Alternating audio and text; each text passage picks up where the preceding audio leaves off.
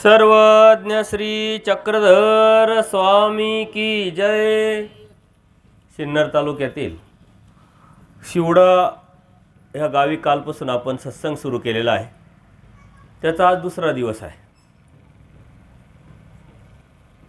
काल आपण बघितलं धार्मिकता का करायची असते, उपदेश घेणं म्हणजे काय, आणि ती करण्याच्या अनुषंगाने आपल्याला काय फायदा होणार आहे, काय लाभ होणार आहे। परमेश्वराने सृष्टी का निर्माण केली, कशासाठी निर्माण केली, परमेश्वराने अवतार का घेतला, कशासाठी घेतला, वाडेवेडी फिरून तत्वज्ञान अधिकारी जीवाला निमित्त करून आपल्यापर्यंत का पोहोचवलं, हे समजून जर आपण घेतलं तर उपदेश घेणं म्हणजे काय आपल्याला समजेल, कळेल। कारण आपल्या मनामध्ये भीती आहे, गैरसमज आहे, अज्ञान आहे। इकडं जायचं नाही, तिकडं जायचं नाही, हे करायचं नाही, ते करायचं नाही, जर केलं तर मग आम्हाला दोष लागतो का काय, ही जी भीती आहे ही आपलं अज्ञान आहे, अनाटाई आहे। जर आपण समजून घेतलं कोणती गोष्ट तर ते धर्म सांभाळणं, धर्म करणं खूप सोपं होऊन जातं। मार्केटमध्ये गर्दी असते, त्या गर्दीला घाबरून आपण कधी घरात बसत नाही। शेतीला, पिकाला भाव भेटतो का नाही, रेट काय असतील, मागच्या वेळेस तर असं होतं, असं म्हणून शेती सोडली का आपण करत राहतो।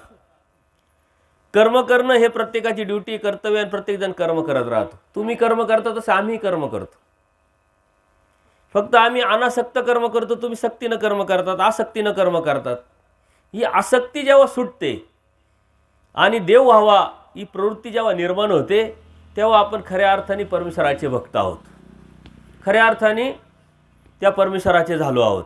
नाही तर उपदेश तर घेतलाय, परंतु कान कशासाठी, कशा उद्देशाने, कोणत्या हेतूने जर आपल्याला माहीत नसेल तर त्या उपदेश घेण्याला काय अर्थ नाही। आणि जीव हा स्वार्थी असल्यामुळं तो फायदा तोटा बघतो की मी उपदेश घेतल्यानंतर मला काय फायदा होईल, धार्मिकता केल्यानंतर मला काय फायदा होईल, त्यातून मला काय उपयोग होईल। त्यासाठी परमेश्वराने आपल्याला फायदे पण सुद्धा सांगितलेले आहे। दैवराटीमध्ये भक्ती करत असताना 1% नुकसान नाही आहे, 1%। मग ती तुम्ही अज्ञानाने करा, कळत न कळत करा, जशी असेल तशी करा, जशी जमेल तशी करा, ज्या पद्धतीनं जमेल तशी करा, फक्त एकनिष्ठ करा। मिश्र भक्ती करू नका, हे परमेश्वराचं मूळ तत्व आहे। आणि त्या तत्वाच्या अनुषंगाने जर आपण धार्मिकता करत राहिलो तर 1% नुकसान नाही। आणि देवतेची भक्ती करत असताना 1% फायदा नाही। कशी करा, कशाही पद्धतीने करा, ऋतवैकल्य करा, उपास तापस करा, ज्ञानयुक्त करा, अज्ञानयुक्त करा, 1% फायदा नाही। का तर त्या भक्तीचे फायदे तोटे जर आपण विचार केला तर ते देण्याचा अधिकारच देवतेला नाही आहे। तो एक सिस्टमचा भाग आहे, ते बंधनात आहे। म्हणून परमेश्वराने काय सांगितले, देवता ह्या नित्य बंधनात, म्हणजे कायमच्याच बंधनात। जसा ग्रामपंचायतीचा शिपाई असतो तो शिपाईच राहतो आणि शिपाई होऊनच रिटायर होतो। त्याच्याकडून आपल्याला फक्त विचारता येतं सरपंच कधी येणार आहे, ग्रामसेवक कधी येणार आहे का नाही, आमचं काम झालंय का नाही, एवढंच आपण विचारू शकतो। मात्र त्यांना अधिकार काहीच नसतो।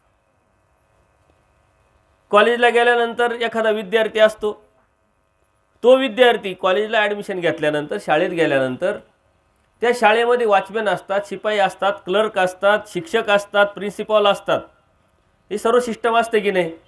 हा विद्यार्थी ज्यावेळेस जातो, ॲडमिशन घेतो, अभ्यास करतो, आणि अभ्यास करून डिग्री मिळवल्यानंतर तो IAS IPS होऊ शकतो, म्हणजे त्याच्यामध्ये आमूलाग्र बदल होऊ शकतो।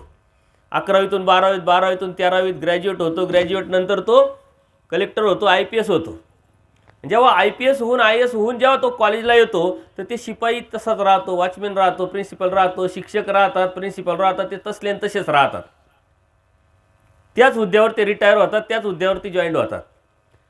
तसं आपण मायेच्या तमातून निघाल्यानंतर आपल्या जीवनामध्ये आमूलाग्र बदल करून परमेश्वरापर्यंत जाऊ शकतो, परमेश्वरापर्यंत पोहोचू शकतो, आणि आपल्या जीवनाची जी मुक्ती आहे, जन्ममृत्यूच्या फेऱ्यातून निघणं आहे, आपल्या जीवनातले जे दुःख आहे ते आपण मात्र समाप्त करू शकतो। आणि हा बदल आपण कायमतून करतच आलेलो आहे।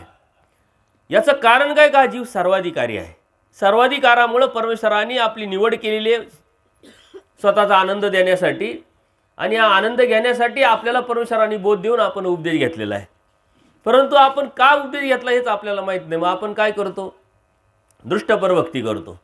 परमेश्वर प्राप्तीच्या अनुषंगाने भक्ती करत नाही. वास्तविक परमेश्वराची भक्ती परमेश्वराच्या प्राप्तीसाठी, परमेश्वराच्या मुक्तीसाठी, म्हणजे आपल्या मुक्तीसाठी, परमेश्वराच्या प्राप्तीसाठी करायची असते. बाकी तर कर्मवश आपल्याला सर्व मिळत असतं. एखादा महिनाभर काम केलं तर ड्युटी केल्यानंतर आपोआप पगार होतो. तसं पूर्वकर्म जे आपण केलेले त्या पूर्वकर्मानुसार आज ज्या गावात ज्या घरात तुम्ही जन्मात आले ते पूर्वकर्म जोडलेले. माणसं तर इथून तिथून सारखेच दिसतात. 2 डोळे, 2 कान आहे, नाक आहे, हात आहे, तोंड आहे, जे बी आहे त्याचं वागणं, बोलणं, हसणं, रडणं, संसार करणं या पद्धती साऱ्या सारख्याच आहे. त्याचे रक्त सारखंच आहे. त्यालाच बरोबर प्रत्येकाला किडनी असते 2, प्रत्येकाला लिव्हर असतं, प्रत्येकाला हृदय असतं, सर्वच साम्य आहे. असं कोणी आहे का हा ह्या गावचा आहे म्हणून याला काहीतरी जास्त आहे, त्या गावचा आहे म्हणून त्याला कमी आहे, हा या जातीचा आहे त्याच्यामुळं त्याला थोडंसं एक्स्ट्रा आहे, हा श्रीमंत आहे म्हणून त्याला जास्त आहे, हा गरीब आहे म्हणून कमी, असं काही आहे का? असं काहीच नाही आहे. जीव इथून तिथून जातीत्वाने एकच आहे. हे वर्गीकरण आपण केलेलं आहे समाज व्यवस्थेनुसार, आपण स्वतःच्या फायद्यासाठी. पण परमेश्वरांनी जीव हा सर्वाधिकारी असल्यामुळे सर्वांसाठी सृष्टी निर्माण करून सर्वांसाठी अवतार घेतला आहे. परंतु सर्वांसाठी अवतार जरी घेतला तर सर्वांना बोध झाला का? सर्वांना परमेश्वर कळाला का? सर्व परमेश्वराची भक्ती करायला लागले का? नाही करत आहे. याचं कारण काय? का पूर्वकर्माने तुमची जोड आहे. कळत न कळत तुम्ही अहेतुक ज्ञानियाच्या ठिकाणी क्रिया केलेली आहे, भजन घातलेलं आहे आणि म्हणून परमेश्वराने तुम्हाला बोध दिलेला आहे. म्हणून तुम्ही इथपर्यंत पोहोचले. इथपर्यंत पोहोचणं एवढं सोपं नाही आहे. हे आयऱ्या गायऱ्याचं कामच नाही आहे. इथं जो येतो तो चाळणी लावून आणलेला असतो. श्रीकृष्ण महाराज भगवद्गीतेमध्ये सांगतात की 1000 लोक असतात का ते सत्य काय आहे, परमेश्वर कोण आहे, हा प्रपंच काय आहे शोधण्यासाठी येतात. आणि त्यातला एखादाच असा जातो त्याला समजतं, कळतो. आणि हे जे आलेले असतात एक, परत दुसऱ्या हजारातून एक, तिसऱ्या हजारातून एक, परत हे 1000 तयार होतात. आणि जेव्हा ते भक्ती करतात त्यातला एखादाच मग परमेश्वराला प्राप्त करतो. हा दुर्मिळातला दुर्मिळ योग आहे, रहस्यातलं रहस्य ज्ञान आहे. हे फक्त परमेश्वरच सांगू शकतो, परमेश्वरच देऊ शकतो. आणि ज्या जीवाचा अधिकार आहे, योग्यता आहे, पात्रता आहे त्यालाच ते भेटू शकतं. कोणालाही भेटत नाही. जनरल भक्ती करणारे तुम्हाला सगळीकडे दिसतील, गर्दी तुम्हाला सगळीकडे दिसतील. ही गर्दी जी आहे या गर्दीच्या बाहेर जो पडलेला असतो, ह्या गर्दीत हरकून न जाता परमेश्वर काय आहे, भक्ती का करायची, कशासाठी करायची हा विचार करून जेव्हा तो अहेतुकाकडे जातो, म्हणजे मला फक्त परमेश्वर हवा आहे, बाकीचं तर कर्मवश मला मान पान पैसा अडका हे सारं भेटणारच आहे, याच्यासाठी मी का भक्ती करावी, असा विचार करून जेव्हा तो जगायला सुरुवात करतो तेव्हा परमेश्वर त्याला बोध देतात. तुमचा हेतू बदलला, तुमचा विचार बदलला, तुमचा रस्ता बदलला. आपल्या विचाराने आपला रस्ता बदलला. इथपर्यंत आणण्याचं काम आपल्या विचाराने केलेलं आहे. कर्मवश सकळे पावे. जर कर्माने आपल्याला सर्वच भेटणार आहे तर त्याच्यासाठी भक्ती करायची गरज नाही. जेव्हा तुम्हाला वाटेल तेव्हा परमेश्वर भेटेल. सत्य काय आहे, जेव्हा इच्छा होईल, वासना होईल, चिकित्सा निर्माण कराल की या जगामध्ये सत्य काय, परमेश्वर कोण आहे, का भक्ती करावी, कशासाठी करावी, अशी विचारधारा निर्माण होईल, त्याच मिनिटाला तुम्हाला परमेश्वर कळेल, समजेल किंवा परमेश्वर जाणवेल. पूजनीय भांडारकर होते बघा, 18 पुराण, वेद, शास्त्र, उपनिषद सर्वच अभ्यास केलेले होते. पूर्वीचे ब्राह्मण म्हटल्यानंतर ज्ञानीपात्र. रात्रभर तळमळत राहिले का, त्या जन्माची जन्मवृत्तीच्या फेऱ्यातून निघणार कसं, त्याचा उपाय काय, उत्तर सापडलं नाही. सकाळी बिगर आंघोळीचे बसले ओसरीवर, भगवद्गीता घेतली, शोधायला लागले कशातून मुक्ती मिळणार आहे, कशातून मुक्ती मिळणार आहे. ती अर्थता इतकी पराकुटीला पोचली का परमेश्वर स्वतः त्या भिक्षेच्या निमित्ताने त्यांच्या घरी गेले आणि म्हटले, भटो मागील फांकी बघा, पाठीमागच्या पानावर बघा, तुम्हाला उत्तर भेटेल. भांडारेकरांची अवस्था एवढ्या पराकोटीला, एवढ्या चिकित्सक वृत्तीला पोहोचली का त्याच्याशिवाय त्यांना आता आंघोळ करावंशी वाटणं, जेवण करावंसं वाटणं, काही काम करावंसं वाटणं, त्याचं उत्तर शोधायची इच्छा प्रवृत्ती निर्माण झाली, सत्य जाणण्याची इच्छा निर्माण झाली. त्यावेळी देव स्वतः जातात आणि त्यांना त्याचं उत्तर देतात. त्यांच्या लक्षात येतं की माझ्या मनातलं यांनी जाणलं, याचा अर्थ हे माझे हितक्ष आहे, हेच परमेश्वर आहे. आणि लगेच उठले, त्याग केला आणि परमेश्वराच्या बरोबर जातात आणि स्वतःचं हित करून घेतात. जोपर्यंत या जीवाला वाटत नाही का मला देव भेटावा तोपर्यंत देव भेटत नाही. मला देव समजावा, देव कळावा, जाणवावा, तोपर्यंत देव तुम्हाला जाणवू देत नाही, ओळख करून देत नाही. त्याच्याच उलट कनाशीचं स्थान तुम्ही केलं असेल बऱ्याच वेळा.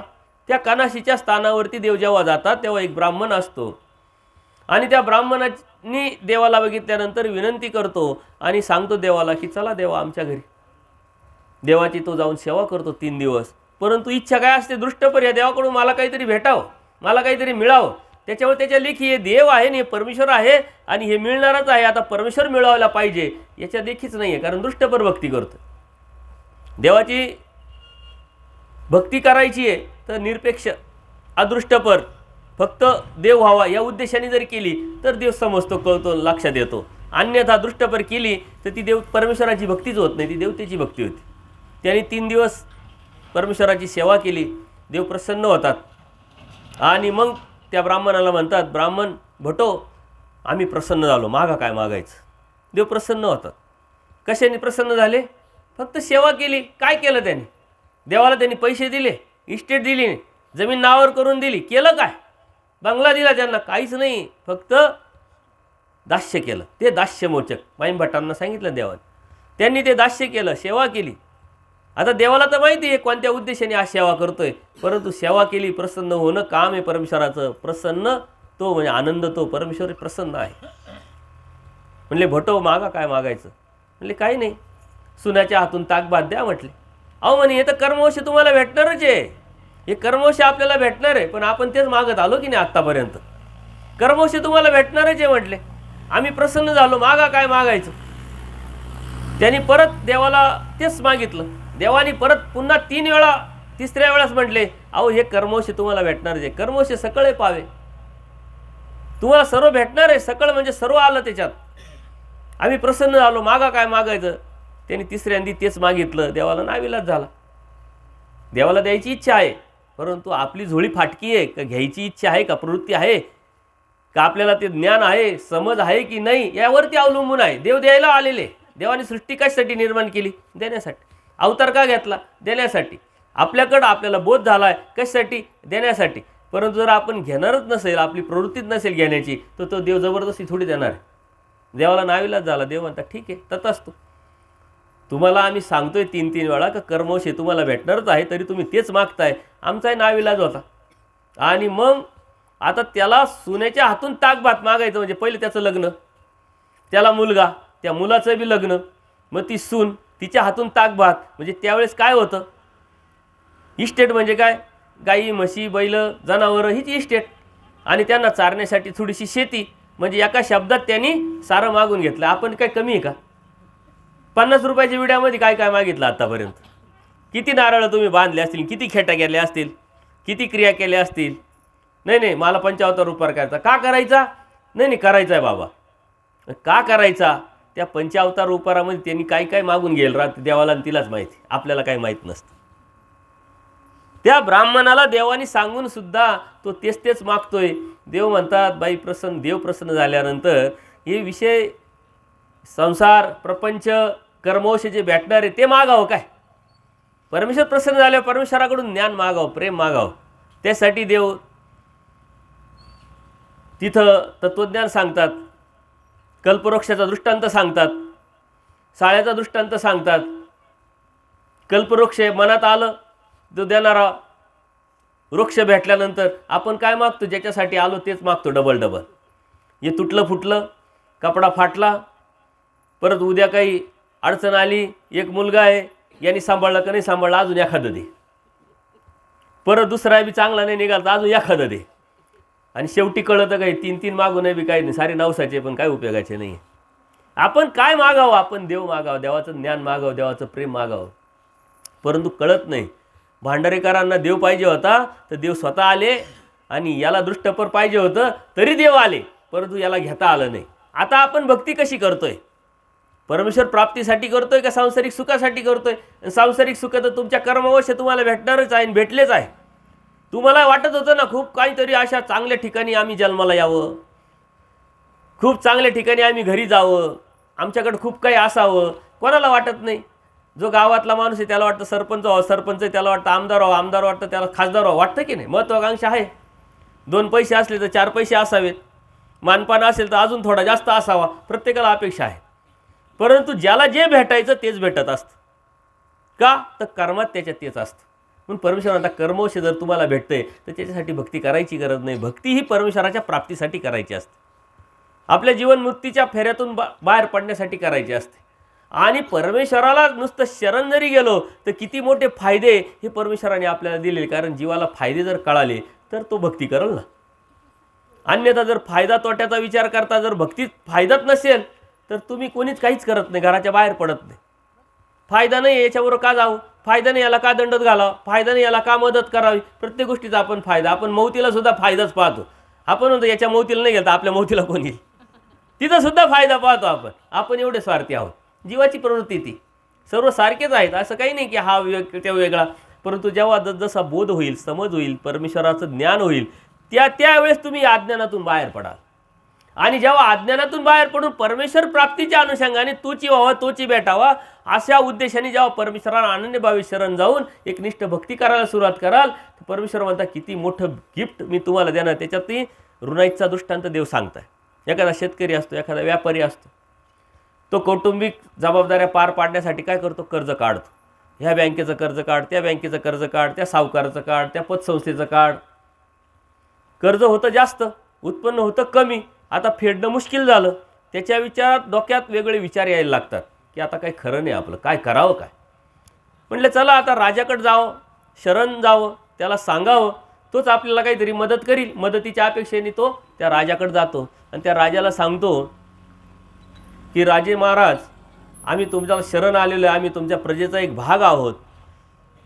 आम्ही खूप कर्ज काढलं सांसारिक सुखासाठी, परंतु आता ते फेडणं आम्हाला मुश्किल झालं आहे. पण आम्हाला देणं आहे, द्यावंच लागेल. कर्ज आहे तर ते भरावंच लागतं की नाही. म्हणजे देणं आता आहे, पण आता ह्या मिनिटाला आमच्याकडे देण्यासारखं नाही आहे. पण आम्ही तुम्हाला शरण आलेलो आहे, आम्हाला काहीतरी मदत करा, वाचवा, यातून बाहेर काढा. ठीक आहे म्हणले, काय हरकत नाही. जे घेणेकरी असतात, ते बँका असतील, सावकार असतील, तर राजा सर्वांना बोलवतो आणि सांगतो की हे तुमचे देणेकरी आहे आणि हे तुम्ही याचे घेणेकरी आहे. याला द्यायची नियत आहे, दिल्याशिवाय तर संपणार नाही आणि घेतल्याशिवाय तुम्ही बी सोडणार नाही. परंतु आता हा मला शरण आला आहे, राजाला शरण आला आहे. राजाला शरण आल्यानंतर राजासारखाच राजाने न्याय करावा लागेल की नाही. नाही तर राजाला शरण गेलं, राजा म्हणतो नाही नाही तुला भरावंच लागेल, दे भरून. मग त्या राजाचं राजे पण काय कामाचं. तो राजा म्हणतो 50% याचं कर्ज तुम्हाला माफ करावं लागेल. आता राजाचा आदेश कोण ऐकणार नाही. 50% ते म्हटले माफ केलं. चला 50% तर 50% पूर्ण तर भेटल. राजा म्हणतो पूर्ण कधी देईल तो हे लक्षात घ्या, जेव्हा देईल तेव्हा घ्या. 2 वर्ष, 5 वर्ष, 10 वर्ष अशी मुदतच नाही म्हटले याला. जितकं देईल तितकं घ्या, इतकेच दिले पाहिजे, इतकेच दिले पाहिजे असं नाही म्हटले. 5 रुपये दिले, 10 रुपये दिले, जितकं देईल तितकं घ्या आणि जिथं देईल तिथं घ्या, घरी जायचं नाही वसुलीला म्हटले. राजाने पुढचा आदेश दिल्यानंतर त्यांचा नाविलाज होत. या दृष्टांतातून परमेश्वर आपल्याला खूप मोठी सुशिक्षितता, सुरक्षितता देत आहे, सिक्युरिटी देत आहे. आपण परमेश्वराला शरण आलेलो आहोत. बोध झाला म्हणजे काय, एकनिष्ठ भक्ती करतोय म्हणजे काय, परमेश्वराला शरण आलेलो आहे. आणि आपण पूर्वकर्मात जे कर्म केलेले आहे ते कर्माचं भोग भोगावंच लागणार आहे. आणि ते घेणेकरी आहे साऱ्या देवता, देणेकरी आहे आपण. भोग भोगितल्याशिवाय देवता सोडत नाही, कारण त्यांना ती ड्युटी, त्यांना तेच कर्तव्य. एखादा पोलीस आहे बघा, आपला मित्र आहे, खूप चांगला आहे, पण आपल्याकडून चुकी झाली, तो म्हणतो माझ्या नोकरीचा प्रश्न आहे बाबा, तुला धरावंच लागेल, तुला पकडावंच लागेल. त्याला नाविलाज होतो, कारण त्या बंधनात आहे, नोकरीचा प्रश्न असतो. त्याच्यामुळं ज्या देवतेची जे लोक भक्ती करतात त्याच देवता त्यांना भोगवत असतात. त्यांचा सिस्टमचा एक भाग आहे. धर्म तत्वज्ञान जेव्हा तुम्ही समजून घ्याल, सिस्टम समजून घ्याल, तेव्हा या भीतीतून, या गैरसमजातून, या अन्यथा ज्ञानातून बाहेर पडाल आणि तुम्ही स्वतःला भाग्यवान समजायला लागेल का आपण कोण आहोत, आपल्यासाठी किती मोठी सिक्युरिटी आहे. परमेश्वर म्हणतात जो जीव ज्या मिनिटाला, ज्या क्षणाला अनन्य भावे मला शरण आला, त्या मिनिटाला देवी देवतेची जे भोगवण्याचे जे कर्म आहे त्याचे 50% माफ केले. 50% कर्म. आता साऱ्या गावाची इस्टेट एकत्र केली, एका देवतेला सांगितलं ना याचं एक कर्म माफ करा, तरी ती करू शकत नाही, तर सिस्टमचा भागच नाही. पण परमेश्वराचा आदेश देवतेला मानावंच लागेल. 50% कर्ज माफ झाले, राहिलेले 50% तेही परमेश्वराकडे आता त्या परमेश्वराच्या टेबलवर आपल्या फायली आहे. कारण आपण कळत न कळत असंत कर्म खूप केलेले, वाईट कर्म खूप केलेले, आणि त्या वाईट कर्मातून बाहेर पडण्यासाठीच आपल्याला परमेश्वराने बोध दिलेला आहे. परंतु आपण ते समजून घेतलेलं नाही, जाणून घेतलेलं नाही. राहिलेले 50% जे बी कर्म आहे ते दैव स्वभाव, म्हणजे परमेश्वराच्या प्रवृत्तीनं. मग परमेश्वर जेव्हा ठरवतील तेव्हा, जितकं ठरवतील तिथं आणि जिथं ठरवतील तिथं, सहाय्य होतं. आपण म्हणतो ना परमेश्वराचं सहाय्य झालं. अशी अशी अडचण आली, असं असे प्रॉब्लेम्स आले, असं असं संकट आलं, असा असा ॲक्सिडेंट झाला, पण परमेश्वराचं सहाय्य झालं. आपलं खूप मोठं संकट होतं ते, कवट न्यायाने परमेश्वराचा जो झाला, 100तला 1% परमेश्वर भोगवतात. एखाद्याचा हात मोडणार असेल तर थोडंसं खर्चाटणार, 500 किलोमीटर होणार असेल तर अशा जवळ जेणेकरून जिथं दवाखाना भेटेल, त्याला सहाय्य भेटेल, अशा ठिकाणी त्याला ते ठिकाण परमेश्वर नेमतात. त्या देवतेला आदेश देतात की इतकंच. आणि जर एखाद्याची भक्ती, एखाद्याचं ज्ञानयुक्त भक्ती करत असताना, परमेश्वराची भक्ती करत असताना तो पक्का नसेल, परिपक्व नसेल, तर त्याला उद्या येणार संकट 5 वर्षानंतर सुद्धा ढकलू शकतात परमेश्वर. का? तर पक्का झाला पाहिजे. एखादा पक्का जर झाला तर त्याच्यावर किती संकट येऊ द्यावं. तो म्हणतो जाऊ द्या, माझ्या कर्मातच आहे, मी जर केलंय, माझ्या जीवनातलं खरकटं, माझ्या जीवनातले भोग, माझ्या जीवनातले संकट आहे, मलाच भोगावं लागणार आहे. तो पक्का झाला तर किती संकट येतं त्याच्यावरती तो बोलत नाही. आणि जो कोमळ ज्ञानी असतो ना, ज्याला नवीनच उपदेश आहे, त्याला परमेश्वराची एवढी परिपक्व जाणीव नाही आहे, एवढी भक्ती त्याची पक्की नाही आहे, तर परमेश्वरात थोडं संकट आलं तर म्हणतो अरे मी तर एवढी भक्ती करतोय, सकाळ दुपार संध्याकाळ करतोय, असं का व्हावं, असं व्हायलाच नाही पाहिजे. मग तो धर्मावरून जाण्याची शक्यता असते. म्हणून उद्या येणारं संकट परमेश्वर 5 वर्षानंतर सुद्धा ढकलू शकतं. त्याला लीळादानाचं, लीळा म्हणतात. लीळादानात ते कार्य परमेश्वरात चालते, सामर्थ्याचं कार्य आहे. म्हणून परमेश्वराने आपल्याला किती मोठी सिक्युरिटी दिलेली आहे, पण ती सिक्युरिटी आपण समजून घेत नाही, जाणून घेत नाही, आणि आपण ऐकत नाही. आपण ऐकायचं म्हणजे काय ऐकायचं आहे, नाही तर एका कानावरून ऐकायचं, दुसऱ्या कानाने सोडून द्यायचं का? एका कानाने ऐकायचं, तोंडातून बडबड करून मोकळं वरून द्यायचं का? परमेश्वर म्हणतात एका कानाने ऐकून हृदयगाम्य केलं पाहिजे, हृदयात आणलं पाहिजे, त्यावरती आपण चाललो पाहिजे. त्यासाठी निसर्गाने सुद्धा बघा 2 कान दिले आपल्याला, ऐकायचं जास्त, बोलायचं कमी. आपलं उलटं आहे, ऐकतो कमी आणि बोलतो जास्त. निसर्गाने सुद्धा ती सिस्टम आपल्याला दिलेली, परमेश्वराने सुद्धा ते तत्त्वज्ञान सांगितलेलं आहे. आपण कमी ऐकतो आणि जास्त बोलतो. वास्तविक जास्त ऐकलं पाहिजे, कमी बोललं. श्रवण भक्ती, जितकं तुम्ही ऐकाल जास्त, तितकं तुम्हाला समज जास्त निर्माण होईल, बुद्धी जास्त निर्माण होईल, गांभीर्य, सिरियसता आपोआप तुमच्यामध्ये येईल, स्वस्थता, शांतता आपोआप तुमच्यामध्ये येईल. जो एखादा मुलगा असतो, कुणी बी असो बघा, शांततेने ऐकणारं जे असतं ना, ते शांत असतात. एखादा बोलत असतो इकडं पाय तिकडं पाय, हे काय त्याचं लक्षच नसतं ना, ते शांत नसतात, स्वस्थ नसतात. उथळ पाण्याला खळखळाट फार. बुद्धी जेवढी कमी, छोटी, छोट्या छोट्या गोष्टीतून लगेच तो डिस्टर्ब होणार, राग येणार, भांडण करणार, हे होणार. त्याच्याकडे ताकद असते बुद्धीची, शरीराची. तो शांततेने तो म्हणतो ठीक आहे, बघू पाहू, झालं होताय चुका, अशा पद्धतीनं तो समोरचं रिस्पॉन्स द्यायचा प्रयत्न करेल. ते आपण कोण आहोत, कसे आहोत, याला सर्वात मोठं महत्त्व आहे. आता परमेश्वराची भक्ती करत असताना परमेश्वराच्या प्राप्तीसाठी करायची आहे. आपल्याला परमेश्वराने बोध तर दिला आहे, आणि मग तुम्ही म्हणाल मग आम्ही करतो ना बाबा, सकाळी देवपूजा करतो, संध्याकाळी देवपूजा करतो, स्नान करतो, विडे वाहतो, लईच काही झालं तर देवाच्या डोक्यावरती नारळही बांधितो, पंचावतार उपारही करतो, खेटीही घालतो, अजून काय करायला पाहिजे? पण परमेश्वराने खरंच हे करायला लावलेलं आहे का आपल्याला? परमेश्वराच्या धर्माला आपण काय देऊ शकतो, आणि आजपर्यंत काय दिलंय, आणि परमेश्वराला काय अपेक्षित आहे आपल्याकडून? आपण परमेश्वराच्या धर्माला आजपर्यंत काहीच दिलेलं नाही आहे. तुम्ही जे स्थान केले ते धर्माला देणं नाही आहे, विडे वाहिले ते धर्माला देणं नाही आहे, पंचावतार उपार केला ते धर्माला देणं नाही आहे, किंवा आणखीन काही साधू संतांच्या ठिकाणी क्रिया केली ते धर्माला देणं नाही. तुम्ही ती क्रिया केली, त्यातून तुम्हाला काहीतरी स्वार्थ आहे, अपेक्षा आहे, अभिलाषा आहे, तुमच्या स्वार्थापोटी तुम्ही ती केलेली क्रिया आहे. याला धर्माला देणं म्हणत नाही. धर्माला देणं म्हणजे काय? परमेश्वराने जे सांगितलं ते ऐकणं आणि ते हृदयगाम्य करून त्या कृतीवरती जाणं. एक असेच कीर्तनकार असतात गावामध्ये, आणि रामकथा लावलेली असते.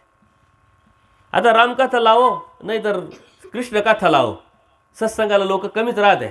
तमाशा असला का खूप जास्त गर्दी, ऑर्केस्ट्रा असला का खूप जास्त गर्दी, वराती असल्या लग्नाच्या गर्दीच गर्दी, त्याचा विषयच नाही. चंगळवाद, प्रवृत्ती तशी, आदमती. आता काही मुलं असतात, काही माणसं असतात, उन्हाळ्याचे दिवस असतात, मंडप दिलेला असतो, ते बाबा जे आहे कीर्तनकार ते कथा सांगत असतात, तिकडं कूलर लावलेले असतात, गारवा असतो, 2-3 जण असतात टावळखोर, ते ना झाडाखाली बाहेर लांब बसलेले असतात. त्यांना काय ऐकायचं, जाऊ द्या, यांचं नेहमीचंच आहे, गप्पा मारत बसतात. आणि गप्पा मारता मारता त्यांना गरम होतं, उन्हाळ्याचे दिवस आहे, खूप गरम होतं. त्यांना वाटतं चला इथं लई गरम होतं आहे, आपण तिकडं मंडपात जाऊ, तिकडं कूलर वगैरे लावलेलं आहे, मस्त शांत बसता येईल, ऐकायचं काय म्हणे, ऐकायचं तर ऐकायचं, नाही तर नाही ऐकलं तर तिथं कुठं कंपल्सरी आहे ना आपल्याला प्रश्न विचारणार आहे तुला हे आलं का आणि तू ऐकलं का.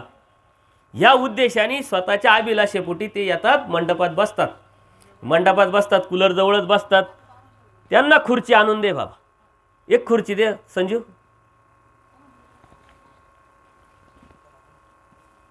तुमचं लक्ष आमच्याकडे राहू द्या, त्यांचं काम ते करतील. आता आपलं लक्ष असलं पाहिजे. कुठपर्यंत आलो होतो आपण,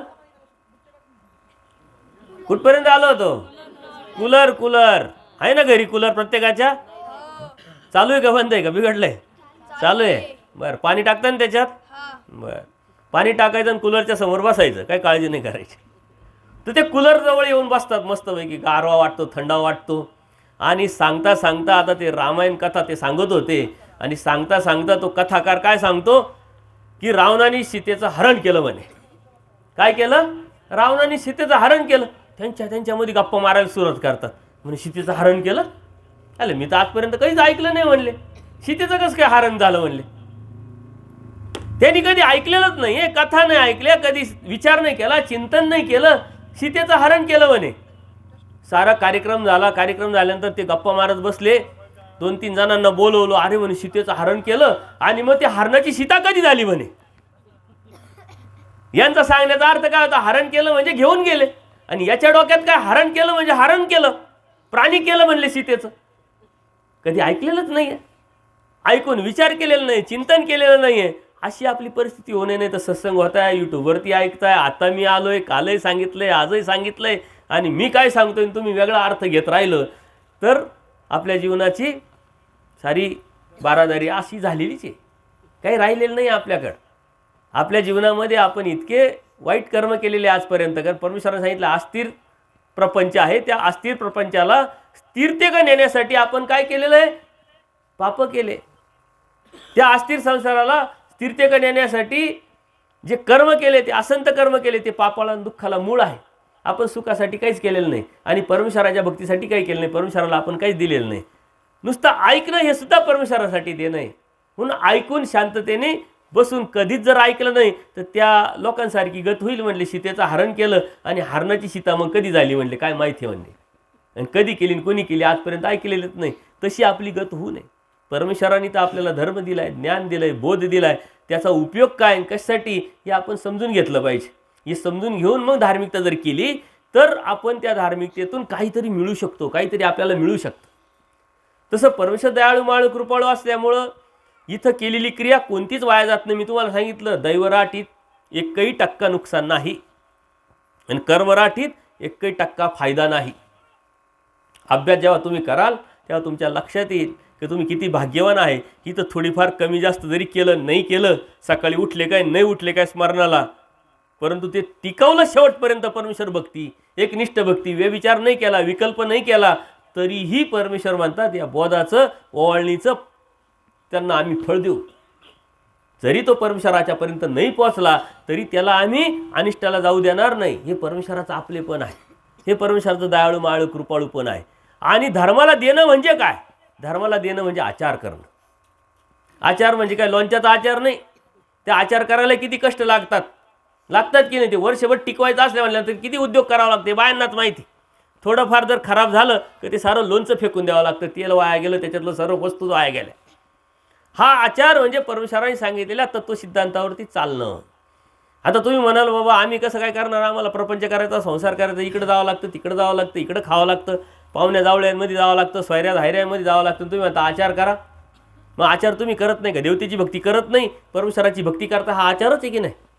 कर्मकांड विधी करत नाही, आचारच आहे. परंतु आपल्या जीवनामध्ये बदल करणं हा आचार आहे, ते परमेश्वराला अपेक्षित असलेला आचार आहे. परमेश्वर काय आता अन्य वार्ता करू नका, त्याच्यापेक्षा झोपा काढा म्हणले, पण अन्य वार्ता करू नका. आता अन्य वार्ता कोणी करू नका. अन्य वार्ता करणारे कोण आहे? तुम्हीच आहे ना. कर्मराटीमध्ये राहिलेले, प्रपंचात राहिलेले, इकडं तिकडं जाणारे हेच अन्य वार्ता करतात. राजकारणावर बोलतात, समाजकारणावर बोलतात, याच्यावर बोलतात, भावबांधावर बोलतात, त्याच्यावर बोलतात. काय घेणं देणं नसतं. 2 बाया भेटल्या आणि गप्प बसल्या असं जगातलं एखादं उदाहरण आहे का? आणि जर मी सांगितलं तर तुम्ही खोटे बोलतात बाबा, असं शक्यच नाही. आणि जर झालं तर वर्ल्ड रेकॉर्ड होईल. 2 माणसं भेटले काहीच न बोलता निघून गेले, असं होईल का? ज्याचा आपला अर्थार्थी संबंध नसतो त्याच्यावरती आपण चर्चा करतो, त्याच्यावरती आपण बोलत राहतो, तासनतास बोलत राहतो, आपलं तोंड फाटेपर्यंत आणि तोंड दुखेपर्यंत. परमेश्वर आता अन्य वार्ता करू नका. आता या अन्य वार्ता न करणं, जेवढं गरजेचं आहे तेवढंच बोलणं, ज्याच्याशी बोलायचं तशाशीच बोलणं, गरजेपुरतंच बोलणं, याच्या त्याच्यावरती न बोलणं, हे धर्माला देणं आहे. हा आचार आहे. हा आचार काय आम्हीच करायचा, तुम्ही नाही करू शकत का? करू शकता.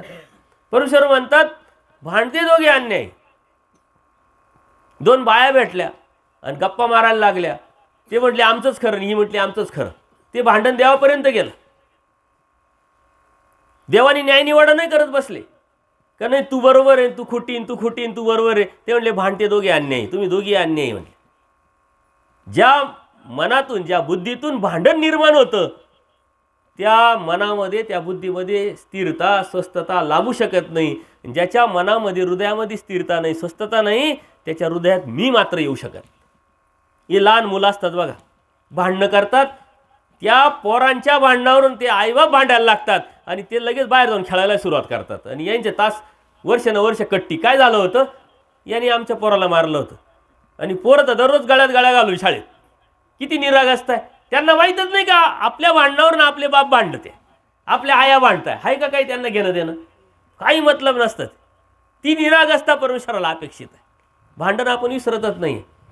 कधीतरी 10 वर्षापूर्वी त्या बाईनी काहीतरी बोलेलं राहतं, त्या माणसाने बोलेलं राहतं, ते आपल्याकडे बोलेलं नाही राहत, दुसऱ्या कोणाकडे तरी बोलेलं राहतं, त्यांनी आपल्याला सांगितलेलं राहतं, तरी त्याच्याविषयी आपल्या मनात डूक असते. तो समोर आला का लगेच मला असं बोललेला आहे तू. ही निरागसता आपल्या मनामध्ये जर आपण निर्माण नाही करू शकलो तर आपण दैवराटीचेच नाही. हे परमेश्वराला देणं आहे. कारण का, तर परमेश्वराने सांगितलेलं तत्व पाळणं म्हणजे परमेश्वराची प्रसन्नता निर्माण करणं. वडील असतात बघा, त्या वडिलांच्या मुलांनी जर ऐकलं तर त्या मुलांना अभिमान, आईला वडिलांना अभिमान वाटतो की नाही, हा मुलगा माझा ऐकतो. आजचं जग सारं बदललेलं आहे. परंतु मुलगा जर ऐकणारा नसेल तर त्या बापाला किती दुःख होते ते फक्त त्या बापालाच माहिती. याच्यासाठी सारं खस्ता खाल्या, कष्ट केले, लहानसं मोठं केलं, आणि हा म्हणतो तुम्हाला काय कळतंय, तुम्ही काय केलंय. आणि येतं आजपर्यंत तुम्ही बराच वेळा ऐकलं असेल. आणि ऐकवायचं काम असं आहे की तुम्ही सावध व्हा. ते पोरं सांगत आहे तुम्ही सावध व्हा, आम्ही असंच म्हणणार आहे. आणि आपणही आपल्या आईबापाला म्हणेल राहतो. ही परंपरा आहे, हे चालू राहतं, हे चक्र आहे. या चक्रातून पडायण्यासाठी आपल्याला साधन दिले परमेश्वराने, धर्म. आणि तो धर्म म्हणजे आचाराशी निगडीत आहे. पण आपण आचाराचा विचारच करत नाही. आपण म्हणतो खिटी केला म्हणजे धर्माला दिलं, पंचावतार उपार केला म्हणजे धर्माला आम्ही काहीतरी दिलं. मी किती ठिकाणी जातो, केला तो काय उपदेश घेतला, अभ्यास काय करता, आणि हा बाबा अभ्यास करतो ना, काय करता, दत्तात्रय काय होतं 21 वेळा पारायण करतो. अरे ती विधी आहे. अभ्यास आणि विधी याच्यात काही फरक समजतो की नाही तुला? तू काय करतोय, कशासाठी करतोय हे तुला माहीतच नाही. अभ्यास हा ज्ञाना निर्माण करण्यासाठी, ज्ञानातून कृतीवर आणण्यासाठी करायचा असतो. आणि तो अभ्यास आपण नसतो करत. आपल्याला वाचायची वेळ नसते, ऐकायला वेळ नसते, परंतु कोणाकडून तरी समजून तर घेऊ शकतो. आणि या प्राथमिक जे ज्ञान आहे, तत्वज्ञान आहे, जे आपल्या जीवनामध्ये जर आपण उतरवलं तर त्या आचाराच्या अनुषंगाने परमेश्वराला प्रसन्नता निर्माण होईल. आपण क्रेडिट घेतो बघा, काही केलं नसलं तरी आपण म्हणतो मी केलं, माझ्यामुळं झालं, माझ्यामुळं. आपल्यामुळं झालेलं नसतं तरी तो म्हणतो नाही माझ्यामुळं झालं. मी नसतो तर शक्यच नाही हो, मी नसतो तर यांचं जमलंच नसतं, तो व्यवहार झालाच नसता, तो कार्यक्रम झालाच नसता. क्रेडिट घेतो, घेणं देणं नसतं याचं. औसा माता एकदा असे देवाला विनंती करते की देवा आम्ही उपार घेऊन येऊ. पावसाळ्याचे दिवस असतात आणि देव अशा ठिकाणी आहे का त्या औसा मातेला 2 नद्या ओलांडून जावं लागणार आहे देवाकडे. पावसाळ्याच्या दिवसामध्ये नदीला पूर आलेला आहे. औसा माता उपार घेऊन त्या 2 नद्या ओलांडून देवाकडे जाते. देव म्हणतात औसा तुम्ही नद्या ओलांडून आले, कशा काय आल्या एवढ्या पावसामध्ये? म्हणले आले म्हणे स्वामी श्री चक्रधरांच्या श्रीचरणाच्या कृपा प्रसादाने. हा आमच्याकडे काय सामर्थ्य म्हणे, आम्ही येऊ शकत नाही, आम्ही तुमच्यामुळे आलो म्हणे. तरी देव प्रसन्न झाले. देव म्हणतात वा वा, ही जाणीव महत्वाची आहे. आपण आपल्याला ती जाणीवच झाली नाही. आपण म्हणतो मी, माझ्यामुळं, मी केलं. यातून निघणं म्हणजे दैवराटीचं होणं, यातून निघणं म्हणजे परमेश्वराचं होणं, यातून निघणं म्हणजे परमेश्वराच्या धर्माला काहीतरी देणं. त्यात आपलं हित आहे. परमेश्वराला प्रसन्न करण्यासाठी खूप काही अभ्यास, खूप काही आचार, खूप काही ज्ञान मिळवायची गरज नाही आहे. धर्म समजून घेऊन या छोट्या छोट्या गोष्टी करायच्या आहे. घराघरामधले भांडणं मिटले पाहिजे, शेजारचे भांडणं मिटले पाहिजे, आपल्या भावबंदकीतले भांडणं मिटले पाहिजे, मैत्रीतले भांडणं मिटले पाहिजे, नात्यातले भांडणं मिटले पाहिजे, ओळखीतले भांडणं मिटले पाहिजे. आणि हा मिटवणारा तो महानुभाव असतो. भांडण करणारा महानुभाव असू शकत नाही. परंतु आज आपण त्या दृष्टीने विचारच करत नाही. आपण दररोज देव करतो, 1 तास देव करतो, स्मरण करतो. बाबा मग मी सकाळी उठते ना, 4 वाजता उठते, मी 3 वाजता उठते, 2 वाजता उठते, 5 वाजता उठते, स्मरण करते, आरती करते, आठवड्याला बरोबर स्नान घालते, दर पौर्णिमेला मी सिन्नरला स्नानाला जाते. आणि साऱ्या घरामध्ये साऱ्या गावामध्ये भांडणं, बाईशी कोणीच नीट बोलत नाही. हे करण्याला काय अर्थ आहे का? त्या माणसाला गावातलं कोणी चांगलं म्हणत नाही. आणि देव धरतो भरपूर, देव धार्मिकता करतोय खूप, कोणीच चांगलं म्हणत नाही. हा माणूस खडूस, याच्या जवळ जायचं नाही. हा काय टांग लाविल, काय डोकं लाविल, काय टोपी लाविल सांगताच येत नाही. अशी जर भावना इतरांमध्ये तुमच्याविषयी असेल, तुम्ही मानव आहे का? तुम्ही परमेश्वराच्या धर्माचे आहात का? तुम्ही भक्तीचे आहात का? नाही. दुसऱ्याला आपल्याविषयी गॅरंटी वाटली पाहिजे, ट्रस्ट वाटली पाहिजे की नाही हा माणूस आहे ना, बस याच्या बाबतीत तू सांगूच नको आम्हाला. आपल्याविषयी एखाद्याने जर चुकीचं सांगितलं तर त्यांनी चॅलेंज केलं पाहिजे का तू बोलू नको त्या माणसाविषयी. 1000 जणांविषयी ऐकल पण त्या माणसाविषयी ऐकणारच नाही, ऐकूनच घेणार. तो माणूस असूच शकत नाही. अशी गॅरंटी जेव्हा आपल्याविषयी दुसऱ्याला वाटेल तेव्हा त्या देवाला आपल्याविषयी गॅरंटी वाटेल. आपली गॅरंटी आपल्यालाच नाही आहे. आपले सारे वादच वाद आहे, भांडणंच भांडणं आहे. मग घरामध्ये कर्म नाथ्याने आपल्याला कोणी सुना असतात, सासू असतात, जावा असतात, ननंद असतात, भाऊ असतो, चुलत भाऊ असतो, मित्र असतात, व्यवहारामध्ये काहीतरी 19-20 झालेलं असतं, काहीतरी झालेलं असतं. प्रपंच म्हटलं का काहीतरी होणंच होणं. परंतु धर्माचं मूळ तत्व काय आहे? त्याग. मूळ तत्व काय आहे? आचार. आचारयुक्त त्याग आणि त्यागयुक्त आचार हे धर्माचं मूळ तत्व आहे. ह्या तत्वावरती जेव्हा तुम्ही जाल तेव्हा परमेश्वर सुद्धा तुम्हाला सिक्युरिटी देईल. तुम्हाला कधीच तुमचा शब्द पडू देणार नाही. पण त्यागाची वृत्ती असली पाहिजे. हा 1 फूट सरकला आहे ना, काय हरकत नाही, चाल. काय कपाळाचं काटर जाणार, काय नशीब जाणार आहे. सारी जमीन पडेल राहते, बांधावरून वाद राहते आपली. कितीतरी मी ठिकाणी फिरत राहतो, सारी जमीन पडेल राहते, रस्त्यावरच बैल बांधतील, रस्त्यावरच कामं करतील, येणार जाणाऱ्याला त्रास. जाणारा आपलाच भाऊ असतो, बाजूलाच खड्डे करेल राहतात. ही जी प्रवृत्ती आहे ही धर्माची प्रवृत्ती नाही आहे. धर्माची प्रवृत्ती काय? दुसऱ्याचा विचार करणं, दुसऱ्याला चांगलं म्हणणं, आपल्या त्यागातून दुसऱ्याला सुख देणं, ही धर्माची प्रवृत्ती आहे. हा धर्माला देणं हे धर्माचा आचार आहे. पूर्वी लोक तुम्ही म्हणायचे, तुम्ही ऐकलं असेल की मानवाचं तोंड पाहू नये म्हटले, म्हणायचे की नाही? अज्ञान होतं. परंतु आज अशी परिस्थिती निर्माण झाली, त्यानंतर मानवाचं तोंड पाहून जा काम 100% होईल. कारण मानवांचा देव आता लोकांना कळायला लागला आहे. आणि तो तुमच्या माध्यमातून कळाला पाहिजे, तुमच्या माध्यमातून समजला पाहिजे. तुमचा व्यवहार कसा आहे, तुमचं राहणीमान कसं आहे, तुमचं उठणं बसणं बोलणं कसं आहे, समाजात राहताना तुम्ही कसे वागतात, कोणत्या विचाराने वागतात, ते धर्माला देणं आहे. तुमच्याकडे पाहिल्यानंतर एखाद्याला मानव संप्रदायाचा हेवा वाटला पाहिजे, आपलेसं वाटलं पाहिजे. अरे हा धर्म, हा संस्कार खूप चांगला आहे असं आपणही व्हायला पाहिजे. अशी प्रवृत्ती एका व्यक्तीला तुमच्या जीवनात पाहिल्यानंतर जर झालं तरी परमेश्वर तुम्हाला प्रेम देईल. एका व्यक्तीला. खूप जास्त गर्दी करायची गरज नाही. महादाईच्या देवाला एकदा विचारते, भक्तामध्ये काय सामर्थ्य असतं म्हटले देवा. म्हणले बाई, तो भक्त आवर धर्मापासून काढी परधर्मी लावी. जो कर्मकांडात आहे, अंधश्रद्धेत आहे, देवतेच्या भक्तीत आहे, जीवाच्या भक्तीत आहे, अडकलेला आहे, तो त्यातून काढतो म्हणल्या चिखलातून आणि परमेश्वराच्या स्पष्ट पारदर्शक स्वच्छ आणि पवित्र अशा धर्माला जो लावतो त्याच्यामध्ये जे सामर्थ्य असतं ते महादाईसाला विशेष काहीच वाटलं नाही. महादाईसा म्हणते एवढंच. देव म्हणतात बाई हे काही साने, हे काय कमी आहे का? हे कोणाचंही काम नाही म्हटले, सामर्थ्याचं काम आहे. आणि ते सामर्थ्य भक्ताजवळ असतं. तुम्हाला जर भक्त होता जर आलं तर मग परमेश्वराचे तुम्ही भक्त.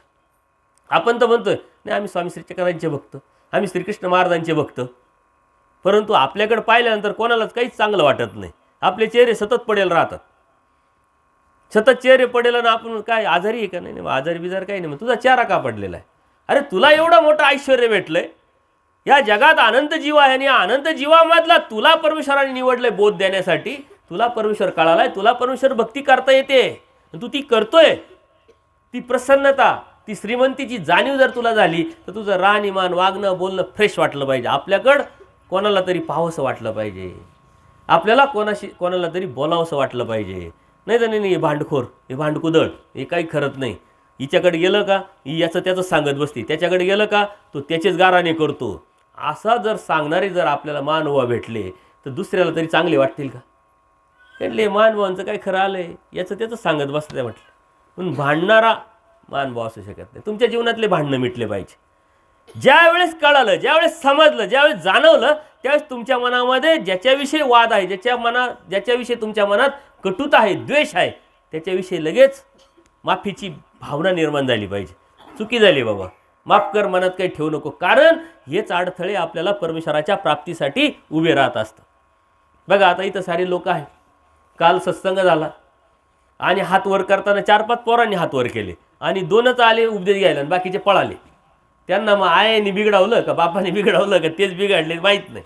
हे अडथळे आहे, आपण जोडत राहतो, आपल्याला माहीतच नाही नेमकं आपण करतोय काय. ही मला अनुभव आहे. मी एका ठिकाणी गावात असंच गेलो, सत्संग झाला, म्हणे बाबा आमच्याकडे या थोडंसं घरी. मग मी गेलो. त्या घरामध्ये 4 भाऊ, फक्त मोठे भावाची जोडीच उपदेशी, बाकी कोणीच उपदेशी नाही. मग मी सत्संग घेतला, त्यांच्या पद्धतीने सांगितलं आणि सांगितल्यानंतर ते सारे तयार झाले. म्हणे सारे आपण आता संध्याकाळचा सत्संग झाला तर उद्या सकाळी या, सारेचे सारे उपदेश घेऊन टाकू. म्हटलं ठीक आहे, काय हरकत नाही, तुम्ही नीट विचार करा, निर्णय घ्या. उपदेश घेणं म्हणजे काय, फायदा तोटा साऱ्या गोष्टी सांगितल्या आणि जे असेल ते मी घेऊन जाईल, बाकीचे काय असेल तुमच्याकडं त्याची बी टेन्शन घेऊ नका म्हटलं. सर्व तयार झाले. काय रात्रीतून फांदी मारली, त्या बाईची जाव आहे ती अन्य काहीतरी करत होती, त्या जावेनी काय फांदी मारली, ती म्हातारी फुगूनच बसली. म्हणले उपदेश घातला तुम्ही मरूनच जाईल म्हटली. दुसऱ्या दिवशी म्हणलं का हो, हा म्हणे ती म्हातारी काय बिघडली काय माहिती. म्हणे काल सारं म्हणत होती करा करा चांगलं चांगलं आहे म्हणे, ती आमची चुलती आली न काय बडबड केली न काय कान भरले, बिघडून गेली म्हातारी. म्हणते उपदेशच घ्यायचा नाही, त्यांनी घेतलाय त्यांनी घेऊ द्या, नाही तर मग मी मरून जाते. आता मरायला टेकेल होती, पण आता असं कसं म्हणणार, ते फांदी मोडायला कावळा बसायला सारखंच जर झालं तर. त्या बाईनी काय जोडलंय तिला माहिती आहे का, तिनं काय सांगितलं असेल सांगो. कारण जीव हा जीवाचा ऐकतो, कारण जीव हा जीव साजत्य आहे. ऊर्ध्वगतीचं जीव ऐकत नाही. परमेश्वर म्हणतात जीव जीवाचा ऐकतो म्हणून मरणाला शरण जातो, म्हणून नरकात जातो. माझं जेव्हा ऐकायला सुरुवात कराल ना, त्या मिनिटाला त्याच्या जीवनामधले दुःख जातील आणि सुखाच्या बाजूनी तो वाटचाल करल. ती बाई जी आहे ती पुढच्या जन्मामध्ये तिच्या आजूबाजूला उपदेशी राहतील, तिला उपदेश घ्यावासा वाटेल, पण 1000 अडथळे येतील. आजही आपल्या आजूबाजूला पाहतो ना, धर्म कुठं कुठं आहे. काहींच्या घरापासून जातोय, काहींच्या घरातून जातोय. घरामध्ये 2-4 उपदेशी राहतात, 2-4 राहत नाही, म्हणजे घरातून धर्म चाललाय का नाही. काहींच्या शेजारी उपदेशी राहतात, बिगर उपदेशी तिथंच राहतात, तेव्हा इकडून उपदेशी इकडून उपदेशी, मध्ये बाजूनी चाललाय. काही गावातून चाललाय. धर्म आपल्या आजूबाजूला दिसतोय आहे, परंतु आपल्याला कळत नाही, समजत नाही. याचं कारण की आपण कोणाच्या तरी धर्माला अडथळे निर्माण केलेले, पूर्वकर्माच्या वाईट संस्कारामुळे आपण अडथळे निर्माण केलेले. नंतर रडावं लागतंय, दुःख करावं लागतंय, परंतु ज्याला जाणीव होईल ना, त्या जाणीवेचा माणूस तेच समजू शकतो. जाणत्या विको सुखाते निधी, जाणता जो माणूस आहे त्याला या विषयाचं सुख वाटत नाही. पूजनीय माईम भट जेव्हा अनुसरले, देव म्हणतात कसे अनुसरले सांगावं तुम्ही. जाऊन आल्यानंतर रुद्रपूरला ते म्हटले तुम्ही ज्ञान दिलं, बोध दिला, मी विचार करायला लागलो, आता वर्षभरामध्ये हे सारं मिटवावं निघावं. मग वर्षाचं काय, मग 6 महिन्यावर आलो, महिन्यावर आलो, 8 दिवसावर आलो, 2 दिवसावर आलो, 1 दिवसावर आलो. आता म्हटले आता घरी जावं आणि लगेच यावं. मी स्वभावाला गेलो होतो, ढेकळावर पाणी पडलं, ते विरलं. म्हटले आपलं जीवन आहे असंच आहे, कधी विरीत सांगता येत नाही. यदा कदाचित हातपाय धुवायला जायचं, सापानी चावलं मेलो तर काय घेऊन बसले, तसंच उठलं तसंच निघालो. देव अत्यंत गौरवोद्गार काढतात, जाणत्या विको सुखाते निधी. जो जाणत आहे, ज्याला जाणीव झाली आहे, त्याला या विषयामध्ये सुख वाटत नाही, या गलबल्यामध्ये मोठेपणा वाटत नाही. तो म्हणतो देव माझा, या माझ्या देवाने मला काय सांगितलं. देव प्रसन्न झाला पाहिजे, देव दुःखी नाही झाला पाहिजे, देव उदास नाही झाला पाहिजे, देवानी खंती नाही पकडली पाहिजे. हा विचार जो करतो त्याला परमेश्वर हवा असतो, तो परमेश्वराला काही देत असतो. परमेश्वराला प्रसन्न करणं खूप अवघड विषय नाही, परंतु आपण विचारच करत नाही. आपल्या मनामध्ये लालच, त्या लालचीतून बाहेर अभिलाषा निवर्तली पाहिजे, त्याग आहे, परंतु आपण ती सोडतो का, नाही सोडत. छोट्या छोट्या गोष्टीसाठी भांडण करतो, तुझं माझं करतो, वाद घालतो. देव म्हणतात रस्त्याने जात असताना एखादा कवडा जर तुम्हाला दिसला ना तर तो सुद्धा आपला म्हणून घेऊ नये म्हटले. कवडाही आद करून न घ्यावा. एवढी नैतिकता पाळली पाहिजे. नैतिकता धर्माचा पाय आहे. आंतरिक शुद्धतेतून नैतिकता निर्माण होते. गरिबी आहे, अडचणी आहे, प्रॉब्लेम्स आहे, पण देव भेटताय सर्वात मोठं ऐश्वर्य आहे. परंतु अभिलाषा जर पुढं बंडल दिसला आणि कोणाच्या तरी खिशातून पैसे मिळवण्याची ज्या मिनिटाला तुम्हाला प्रवृत्ती निर्माण होईल त्या मिनिटाला तुम्ही धर्मापासून गेले. नैतिकता तुमच्या जीवनामध्ये, तुमच्या कुटुंबामध्ये, तुमच्या व्यावसायिक जीवनात, तुमच्या कौटुंबिक जीवनात, तुमच्या नोकरीच्या ठिकाणी, तुमच्या शेतीच्या जिथंही असेल तिथं नैतिकता जर तुम्ही सांभाळली तर तुमचा आध्यात्मिक प्रवास हा परमेश्वर प्रगतीला घेऊन जाईल. नैतिकता सांभाळली पाहिजे. आपली नैतिकता राहत नाही. आता निवडणुका आहे बघा. या निवडणुकीच्या काळामध्ये आता तुमच्याकडे पंचायत समिती, जिल्हा परिषद झाल्या का नाही? अजून व्हायच्या आहे. झाल्या तर मतदानाला किती पैसे येतात? नाशिक नगरपालिकेचे ज्यांनी 10-10 वर्ष 5-5 वर्ष सत्संग ऐकले ना त्यांनी सुद्धा सांगितलं आम्ही 2-2 हजार रुपये घेतले. अरे 10 वर्ष ऐकलं काय तू जर नैतिकता सांभाळत नसेल? ही तर परीक्षेची वेळ असते. प्राप्त विषय होणार आहे, पुढं येणार आहे, कोणीतरी सांगणार आहे. तो त्याच्या डावात आहे, तो त्याच्या कामात आहे, त्याची ती सिस्टम आहे. पण तू धर्मात आहे की नाही हे दाखवण्याची वेळ आता आलेली. आणि त्याच वेळेस तुझा पाय घसरला, या मिनिटाला तू धर्मावरून गेला. एवढं सोपं नाही. हा आचार आपल्याला करायचा आहे. कर्मराटीत राहत असताना म्हणजे प्रपंचात राहत असताना विधीच्या अधीन न होता परमेश्वराच्या अधीन झालं पाहिजे. परमेश्वराचा विधी किंकर न व्हावे, परमेश्वर किंकर व्हावे. विधीच्या अधीन झालोय आपण. आपल्याला वाटतं सकाळी देवपूजा केली, संध्याकाळी देवपूजा केली, यादाकादित काही कामानिमित्त गडबडीत देवपूजा करता नाही आली, सारा दिवस आपला खराब होतो. देवपूजा केली नाही, देवपूजा केली नाही, देवपूजा करायचंच राहिलं, देवपूजा करायचंच राहिलं. आपल्याला वाटतं की नाही? तुमच्या हृदयात परमेश्वर आहे. हा तर एक सिस्टमचा भाग आहे. हा एक विधी आहे, हा एक संस्कार आहे. तुम्ही केलं तर मुलं करतील, तुम्ही दंडोत घातले तर मुलं घालतील, तुम्ही देवपूजा केली, आरती केली तर मुलं करतील. हा संस्काराचा भाग आहे. घरामध्ये करण्याचा उद्देश काय आहे, का करावं ह्या गोष्टी? या घराची व्यवस्था चालावी, समाज व्यवस्था चालावी, त्यातून आपला संस्कार टिकावा, पक्का राहावा आणि आपल्या हृदयातली निरागसता टिकून राहावी. काठीण्य आलं नाही पाहिजे. लहान मुलांमध्ये बा इतक्यात भांडतील, इतक्यात नीट होतील, पण आपल्यामध्ये कटुता, ती निरागसता, लहान मुलासारखी निरागसता आपल्या मनात, हृदयात जर आपल्याला निर्माण करता आली तर ते परमेश्वराला देणं आहे. तर त्या परमेश्वराच्या दैवराटीत असणं आहे. तर त्या परमेश्वराच्या मुक्तीच्या रस्त्यावरती आपण चालणं आहे. धर्म म्हणजे खूप मोठा विषय नाही. उपदेश तर घेतला, नामं घेतोय, मंदिरात येतोय, खेटी घालतोय, पण करायचं काय? उपदेश घेतला म्हणजे फक्त प्रवेश घेतलाय. शाळेत आपण ॲडमिशन घेतलंय. या लहान मुलांना आपण शाळेत घालतो, पण तिथं गेल्यानंतर त्यांनी अभ्यासच नाही केला तर त्यांना दप्तर देतो, कपडे देतो, फी भरतो, जाण्याची व्यवस्था करतो, पण जे बाकीचं करणं ते त्यालाच करावं लागणार आहे ना. ते करणं म्हणजे आचार आहे. तो करणं म्हणजे त्याग आहे. ते करणं म्हणजे शुद्धता आहे. ती करणं म्हणजे शुद्ध हृदय भावना आहे, हेतू आहे. दुसऱ्याविषयी द्वेष न करणं, दुसऱ्याविषयी वाईट विचार न करणं, दुसऱ्याविषयी वाईट न बोलणं, दुसऱ्याविषयी चांगलं बोलणं हे ऊर्ध्वगतीचं काम आहे. बघा, तुम्हाला वाटतं यात काय विशेष आहे बाबा, लगेच उद्यापासून करू. उद्यापासून एकामेकाला आवाजावं घालायला सुरुवात करा बरं. कोणती सासू सुनेला आवाजावं घालील का? या हो, या इकडं या, होईन का असं? ती म्हणली आता ही आली, नीला काय आवाजावं घालायचं? परंतु शुद्ध हृदयाचं ते कर्तव्य आहे, ती ड्युटी आहे, तो आचार आहे. आपलेपणा, आवाजावं घालणं म्हणजे आपलेपणा. ज्या सुनेला मूल समजणं आणि त्या सुनेने त्या सासूला आई समजणं हे धर्माचं कर्तव्य आहे. मुलगी राहती 200 किलोमीटर दिलेली, ती कधी येईल जर हिला काही अडचण आली तर? पण हिचा वडा तिच्याकडेच राहतोय, सून जवळ आहे, तिचा वडा अरे ही करणारी ना तुला. पण आपलं कोण, परक कोण? जे आपल्या जवळ आहे त्याच्याविषयी आपलेपणा निर्माण झाला तर ते दरराटीचं आहे, ते परमेश्वराच्या भक्तीचं आहे.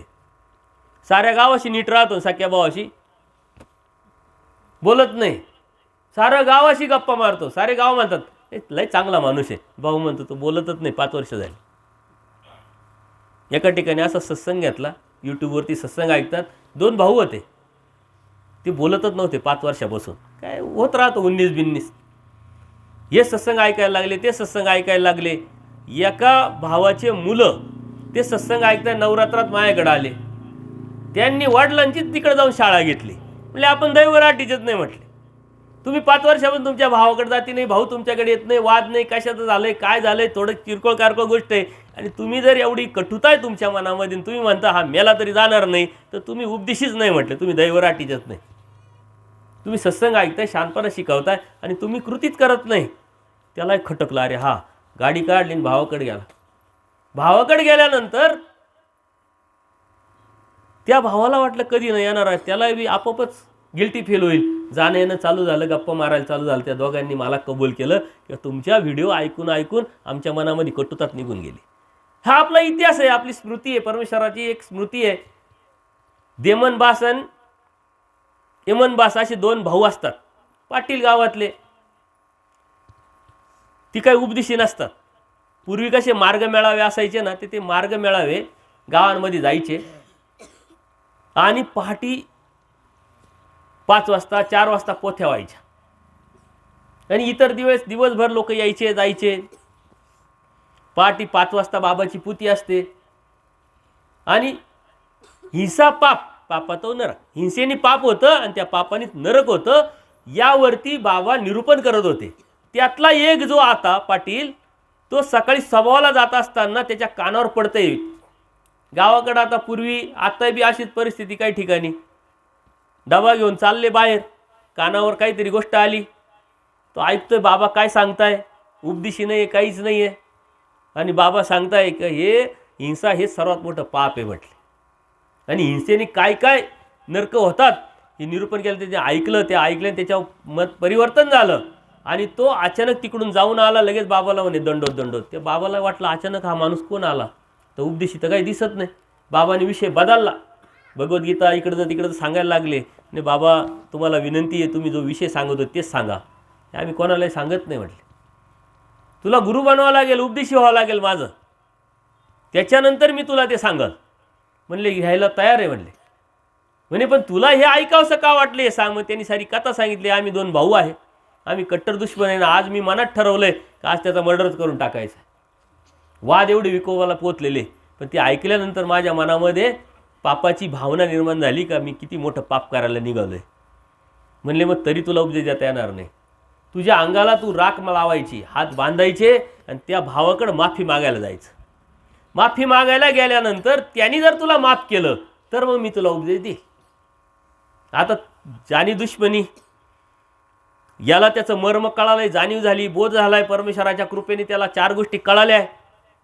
तो घरी जातो, त्याचं मन आता विचित्र झालेलं आहे, चंचल अस्थिर झालंय, काय करावं आणि हिंमत धरून तो अंगा खांद्याला शेणमाती लावतो. त्या भावाकडे जातो. तो भाऊ पाहतो हा आलाय, परंतु अशा अवतारात आल्यानंतर त्याला दुःख होतं. गळ्यात गळा वळून रडतात. म्हणे बाबा मला माफ कर, माझ्याकडून काय जी बी चुकी झाली असं, तुला काय पाहिजे ते देतो, परंतु माझ्याबरोबर चाल आणि त्या साधूंना सांग का मी याला माफ केलं, कारण मला आता उपदेश घ्यायचा आहे, गुरु बनवायचा आहे, माझ्या जीवनाचं हित करायचं आहे, मला नरकात जायचं नाही. आणि मग सारे कथा कळाल्यानंतर म्हणे मी पण येतो. आणि ते स्वतःही येतात, बाबा उपदेश देतात, तो इतिहास घडतात. त्यांनी स्मृतीस्थळामध्ये स्मृती आहे, त्यांनी देह क्षपून आजरामर झाले, परमेश्वराला प्राप्त केले. हा आपला इतिहास आहे. आपण कळतच नाही. परमेश्वराने स्पष्ट हे तत्वज्ञान आपल्याला कर्मराटीच्या कर्मराटीच्या जीवाला सांगितलंय, वासनिक दशेतल्या जीवाला सांगितलंय, संसारातल्या जीवाला सांगितलंय. ते तुम्ही करायचंच करायचंय, आम्ही पण करायचं. पण आम्ही कपडे घालून जर असं वागत असेल तर आम्ही बी साधू नाही, आणि तुम्ही तुमच्या प्रपंचात असे वागत असेल तर तुम्ही मानभाव नाही, तुम्ही उपदेशी नाही. पद्मनाभी देव लहान मुलगा असतो आणि सहजच बाईसा सांगतात जा कपडे धुवून ये. तो गंगेवर जातो आणि तिथं अन्य साधूचा एक शिष्य पण आलेला राहतो. आता पोरं गप्पा मारायला लागतात, तुझे गुरु कोण, तुझे गुरु कोण. यांनी विचारलं तुझे गुरु कोण.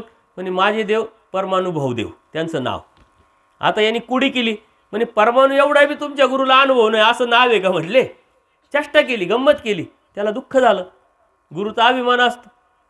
तो गेला त्याच्या गुरुला सांगितलं का ते चांगदेव राऊळांचे जे शिष्य आहे तो मुलगा म्हणे आम्हाला असं असं म्हटलं तुमच्याविषयी, आम्हाला खूप दुःख झालं. आता ते सांगताय ते दुःख होतं. आता देवाला तर कळालंय, देव सर्वज्ञ आहे. तो जेव्हा तिकडे यायला निघतो, देव म्हणतात बाईसांना कवडं लावा म्हणे मठाचे. हा चैतन्य पळून आला असे म्हटले, याला आत घेऊ नका म्हणले. यांनी खूप मोठा दोष केलेला आहे, खूप मोठा पाप केलेला आहे, हा माझा नाही, आपला होऊ शकत नाही म्हटलं. ते मुलगा आला, त्यांनी कवड पाहिलं, रडायला लागला. त्याला कळालंच नाही मी काय चुकी केली. त्यांनी गमतीने बोलून गेलाय. तो काय चुकी केली आहे त्याला माहीतच नाही, समजतच नाही आहे. आणि तो रडायला लागल्यानंतर बाईसा प्रेमी भक्त बाईसा म्हणते देवाला, देवा काय झालं आहे सांगा, त्याची चुकी आहे, त्याला प्रायश्चित्त द्या, त्याला काहीतरी दंड करा, पण नेमकं काय झालं हे तर सांगा. म्हणे यांनी चैतन्य पळून यायला असं यांनी असं कर्म केलं म्हणे, त्यांना चुकीचं बोललं आहे, द्वेष केला आहे, कमी लेखलं आहे. म्हणजे त्याला उपाय काय, यांनी शेणामातानी माखायचं म्हणे अंगाला आणि त्यांच्याकडे जायचं, त्यांच्याकडे माफी मागायची. आणि ते जर म्हटले आम्ही माफ केलं ना आमचा म्हणून तुम्ही घ्या, तर याला एंट्री, अन्यथा याला एंट्री नाही म्हटली. त्याला तिथं जावं लागलं, माफी मागितली. आणि मग त्याच्यावर काय किती निराभिमान मूर्ती म्हटले श्री चांगदेवराव. आपल्या शिष्याने केलेली चुकी मला माफी मागायला लावली, तर माफी मागायलाच लावली, परंतु आमचं म्हणून घ्या असं सांगायला लावलं. ते शिष्याला पाठवतात, जा बा आमचं म्हणून घ्या, स्वीकारा. देव काय सहन करतात, देव सारं सहन करतील. चुकीची कृती, चुकीचा विचार, चुकीचा आचार कधी सहन करणार नाही. म्हणून आपण उपदेशी आहोत, परंतु खरंच उपदेशी आहोत का याचं चिंतन करा. कोणाबरोबर काय भानगडीनं आपल्या व्यवहारामध्ये किती गडबडी आहे. आपण महानुभव म्हणून घेतोय स्वतःला. एकदा आचार्यांचा आणि LICचं असंच देवाणघेवाणीवरून वाद झाला. ती म्हटले माझे पैसे दे. आचार्य म्हणतात आता थोडं थांब, मी देईल तुला, नक्की देईल. ती लागली बडबड करायला. आचार्य म्हणतात अहो तुम्ही चांगले आहात, आम्ही का तुमचे पैसे बुडवणार आहात का, देऊ म्हटले. ती लागली बडबड करायला, माहिती आहे म्हणे तू कसा आहे, काय आहे, असं आहे तसं आहे, पाठीमागचं उटाळे काटाळे. देव समोर बसलेले असतात. देव म्हणतात व्यवहार हा व्यवहाराने झालाच पाहिजे. तुझं देणं आहे, तुझं घेणं आहे 100%, तेवढ्या पुरतंच बोल ना म्हटले. बाकीची बडबड करायची काय गरज आहे म्हटले. ह्या बडबडीतून त्याचं मन दुखतंय. ते मन जितक्या वेळ त्याला दुखल तितका वेळ त्याची तू हिंसा करते म्हटले. आणि म्हणून परमेश्वरांनी तिथं एक वचन सांगितलेलं आहे. काय वचन सांगितलं, काय शिरच्छेद सांग, पण काय शिरच्छेद सांग. मन दुखवण्यापेक्षा, कोणाचं तरी वाईट बोलण्यापेक्षा, कोणाला तरी काय कोणाला तरी वाईट बोलण्यापेक्षा त्याला एकदाच मारणं चांगलं म्हटले. एकदा मारलं तर एकदा दुःख होईल, परंतु 10 वेळा जर मारत राहिलो तर तू ते बोलून त्याचं मन दुखवतोय, पाठीमागचं तू ते सर्व उपद्व्याप करते, त्यातून काय उपयोग होणार आहे म्हटले. म्हणून आपण कोणाचं मन दुखणार नाही याची काळजी घेणं म्हणजे परमेश्वराची भक्ती करणं. हा आचाराच्या बाजूने आपण विचारच करत नाही. परंतु आजपर्यंत काय झालं माहिती आहे, तुम्हाला या गोष्टी कोणी सांगितल्या नाही, तुम्ही ऐकल्या नाही. मग तुम्हाला काय सांगितलं, विडेवा, खेटेवा, स्थानावर जा, पंचावतार उपार करा, साधू संतांना क्रिया करा, हे तुम्हाला सांगितलं गेलं आणि हे तुम्ही करत आले. आता देवकृपेने आमच्यासारखा कोणीतरी आला आणि तुम्हाला आचाराच्या गोष्टी करायला लागल्या ना, बाबा काहीतरी वेगळंच सांगताय. एक गाव असतं, गाव, त्या गावाला एका साधूने शाप दिलेला असतो. या गावामध्ये म्हणले सारे डोळे नसलेलेच लोक जन्माला येतील म्हटले, त्यांना काही दिसणार नाही म्हटले. शाप दिला, काहीतरी त्याची चुकी झाली आणि तशाच पद्धतीनं साऱ्या लोकांना गावात डोळेच न येणं सुरू झालं. जे जन्माला यायचे त्यांनाही डोळे नसायचे. त्यांना त्याचं विशेष काहीच वाटलं नाही, कारण ते नॅचरल होऊन गेलं. सारे तसेच असल्यामुळं ते मस्तपैकी राहत आहे, ते सर्व काम चालू आहे, शेती चालू आहे, काम करताय, त्याची काहीच अडचण त्यांना वाटत नाही. कालांतराने 2-3 पिढ्या गेल्यानंतर एक मुलगा ज्याला डोळे आहे असा जन्माला येतो त्यांच्या गावामध्ये. आता डोळे असल्यानंतर माणूस पाहणारच आहे, वर्णन करणारच आहे. तो त्यांना काय सांगायला लागला, ओ किती सुंदर डोंगर आहे, किती मस्त प्राणी आहे, किती मस्त पक्षी आहे, किती चांगलं फळ आहे, हे आहे ते आहे.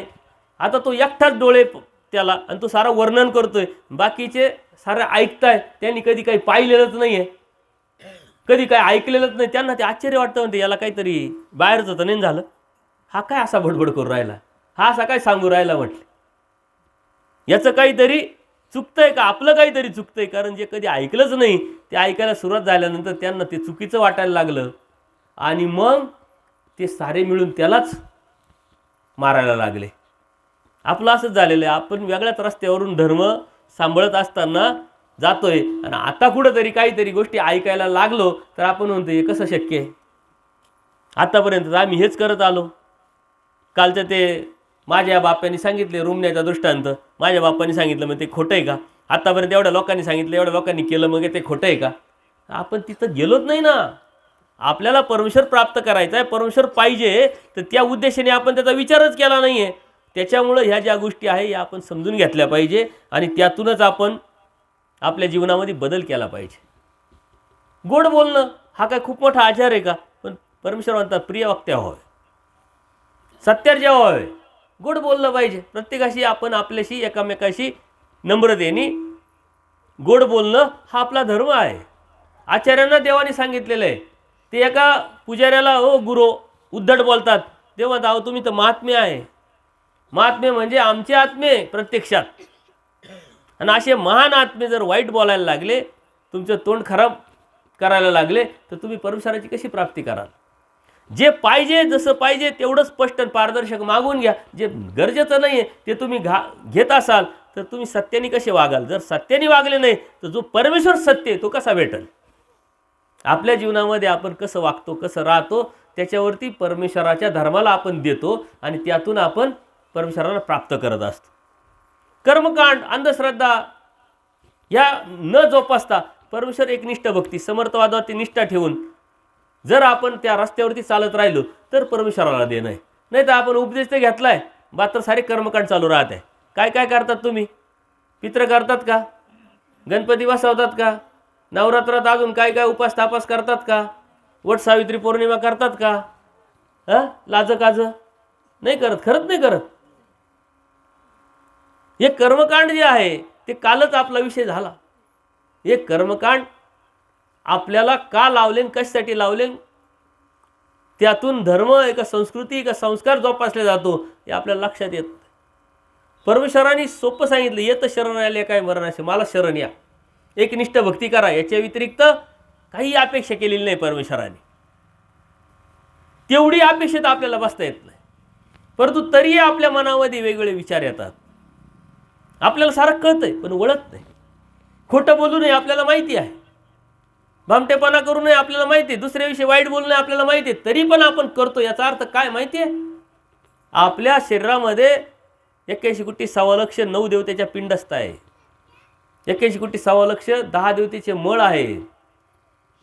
बुद्धी अधिष्ठात्री देवता आहे, मन अधिष्ठात्री देवता आहे, चक्षु अधिष्ठात्री देवता आहे. प्रत्येक इंद्रियावरती देवतेचं अधिष्ठान आहे.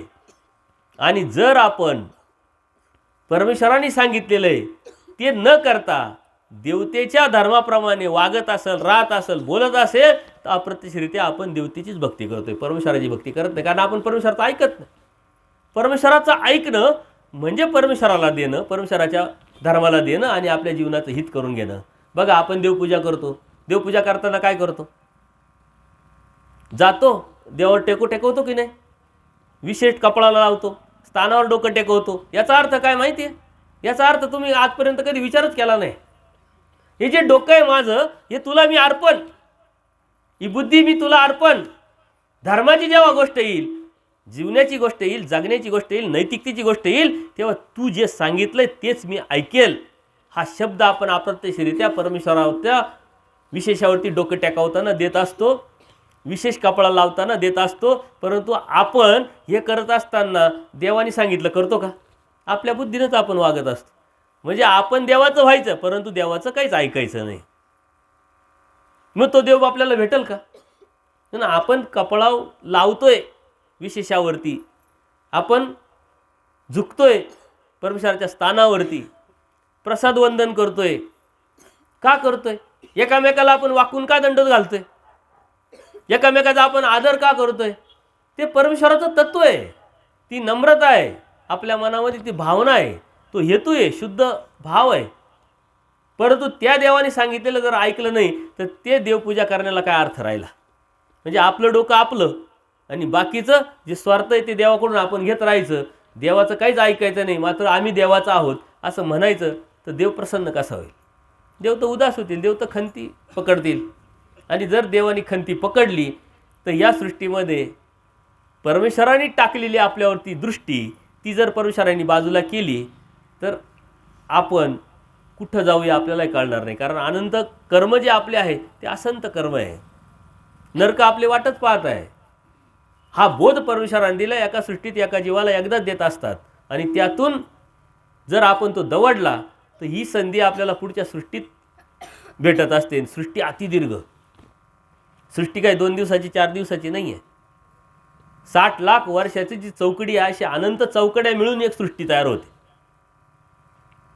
आज 100 वर्षाच्या आयुष्यामध्ये 50 वर्ष आपले झोपात जातात, 25 वर्ष आपलं करिअर शिक्षणामध्ये जातात, राहिलेलं जबाबदारीमध्ये जातात. ते बी 100 वर्ष जगलो तर आपल्याकडे वेळच नाही आहे परमेश्वराला देण्यासाठी. मग हा जो वेळ आहे जर परमेश्वराला द्यायचा असेल आणि परमेश्वराकडून सर्वात लाभातला महालाभ जर मिळवायचा असेल तर आपल्या जीवनातला बदल, आचाराच्या बाजूने विचार करणं आणि जीवनामध्ये नैतिकता पाळणं हे परमेश्वराला अपेक्षित. कृतयुगामध्ये 1 लाख वर्षाचं आयुष्य, त्रेतायुगात 10,000 वर्षाचं आयुष्य, द्वापरयुगात 1,000 वर्षाचं आयुष्य आणि इथं 100 वर्षाचं आयुष्य. तिथं आपल्याला जे बी आपण आजपर्यंत केलो प्रपंच तो पुरा झाला नाही. या 100 वर्षाच्या आयुष्यात पुरा होणार आहे का? आणि प्रपंच कधी पुरा होतो का? 80 वर्षाच्या म्हाताऱ्याला विचारा प्रपंच पुरा झाला आहे का? तो नातीचे लग्न बाकी ना अजून. त्याचे प्रॉब्लेम, याचे प्रॉब्लेम, त्याचे प्रॉब्लेम. बरं यांना कोणी विचारत नाही. कारण आपण आपल्या मुलांचे लग्न केल्यानंतर त्यांचे आईवडील त्यांच्या मुलांचे लग्न करणार आहे. ती जबाबदारी त्यांची आहे. हे समजणं म्हणजे परमेश्वराचं मन आहे. आपल्याला परमेश्वर काय, भक्ती कशासाठी करायची आहे, काय नेमका आचार करायचा आहे हे आपल्याला माहीतच नाही आहे. आपल्या गावात मंदिर आहे परंतु दर आठवड्याला जमलं पाहिजे, सत्संग घेतला पाहिजे. तुम्ही जर ते घेतला तर या नवीन पिढीपर्यंत धर्म जाणार आहे, त्यांच्यावर संस्कार जाणार आहे, संस्कृती जाणार आहे, ती टिकणार आहे. तुम्हाला माहिती आहे आपल्या पुढच्या पिढीनं धर्म घेतला पाहिजे परंतु तो त्यांनी घ्यावं याच्यासाठी तुम्ही काय करताय? पेराल तर उगवल ना, आणि जसं पेराल तसंच उगवतं. हा सिद्धांत आहे. जे पेरलं तेच उगवतं. पण पेरलं तर पाहिजे. पेरणं म्हणजे परमेश्वराला देणं, धर्माला देणं. धर्माला देणं म्हणजे कृतीतून, आचारातून, त्यागातून, जाऊ दे म्हणण्यातून. आपल्या जीवनामध्ये दुःख काय माहिती आहे? फक्त अभिलाषा. आणि ते त्याग जर केला तर आपोआप सुखाची ज्या गोष्टी यायला सुरुवात होतात. सुखासाठी धडपडतोय परंतु दररोज दुःखच मिळत असतो आपण. आपले कर्म तशाच पद्धतीचे असतात. त्याच्यामुळं धर्म काय आहे? उपदेश घेणं म्हणजे धर्म नाही. दररोजची सकाळ संध्याकाळ देवपूजा करणं म्हणजे धर्म नाही. आचाराच्या बाजूने विचार करून त्या तत्वसिद्धांतावरती जाणं आणि आपल्या जीवनामध्ये बदल करून समोरच्याला प्रेरित करणं, समोरच्याला प्रेरणा देणं. धर्म काय आहे? आपल्या कृतीतून दाखवणं. आपली जीवन प्रणाली, आपली लाईफस्टाईल तशी ठरवणं म्हणजे उपदेशी असणं, म्हणजे धर्म असणं. धार्मिकता करणारे भरपूर लोक आहे पण का करायचे, कशासाठी करायचे काहीच माहीत नाही. नको विषयाची परीक्षा, उद्या अडचणी येत नको, प्रॉब्लेम यायला नको, संकट आले तर टाळायला पाहिजे म्हणून आपण धार्मिकता करणारे अनेक लोक पाहतात. त्यातून आपल्यात काय फरक राहिला? परमेश्वराचे भक्त असं आपण म्हणत राहायचं आहे आणि परत मिश्र भक्ती करायची, परत कर्मकांडाला, अंधश्रद्धेला जवळ करायचं. ज्याच्यासाठी परमेश्वराने अवतार घेतला हे कर्मकांड काढण्यासाठी, अंधश्रद्धा निर्मूलनासाठी, व्यसनमुक्तीसाठी, त्याचाच आधार घेऊन परमेश्वराची भक्ती करून परमेश्वराला जर प्राप्त आपण करणार असेल तर परमेश्वर कसा प्राप्त होईल? त्याच्यामुळे त्यातून परमेश्वर प्राप्त होत नसतो. धर्म अत्यंत सोपा, सरळ, स्पष्ट, पारदर्शक आहे. कोणत्या प्रकारचा तो अवघड नाही आहे आणि म्हणून या गोष्टी आपण समजल्या पाहिजे. धर्म आपल्याला प्रत्येक गोष्ट शिकवतोय. कोणाबरोबर राहायचं, कोणाबरोबर प्रवास करायचा. पूर्वी लोक म्हणायचे बघा, जुने लोक आहे त्यांना माहीत असेल, माणूस ओळखायचा असेल तर म्हणले व्यवहार करून पहा, त्याच्या व्यवहाराने त्याची नियत कळते आणि प्रवास करून पहा त्याचा स्वभाव कळतो.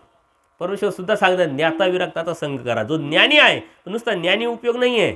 बोले तैसा चाले त्याची वंदावी पावले. नुसतीच बडबड, आम्ही नुसती तुम्हाला सत्संग घेतो आणि आमच्या आचरणात जर काहीच नसेल तर तुमच्यावर प्रभाव पडेल का?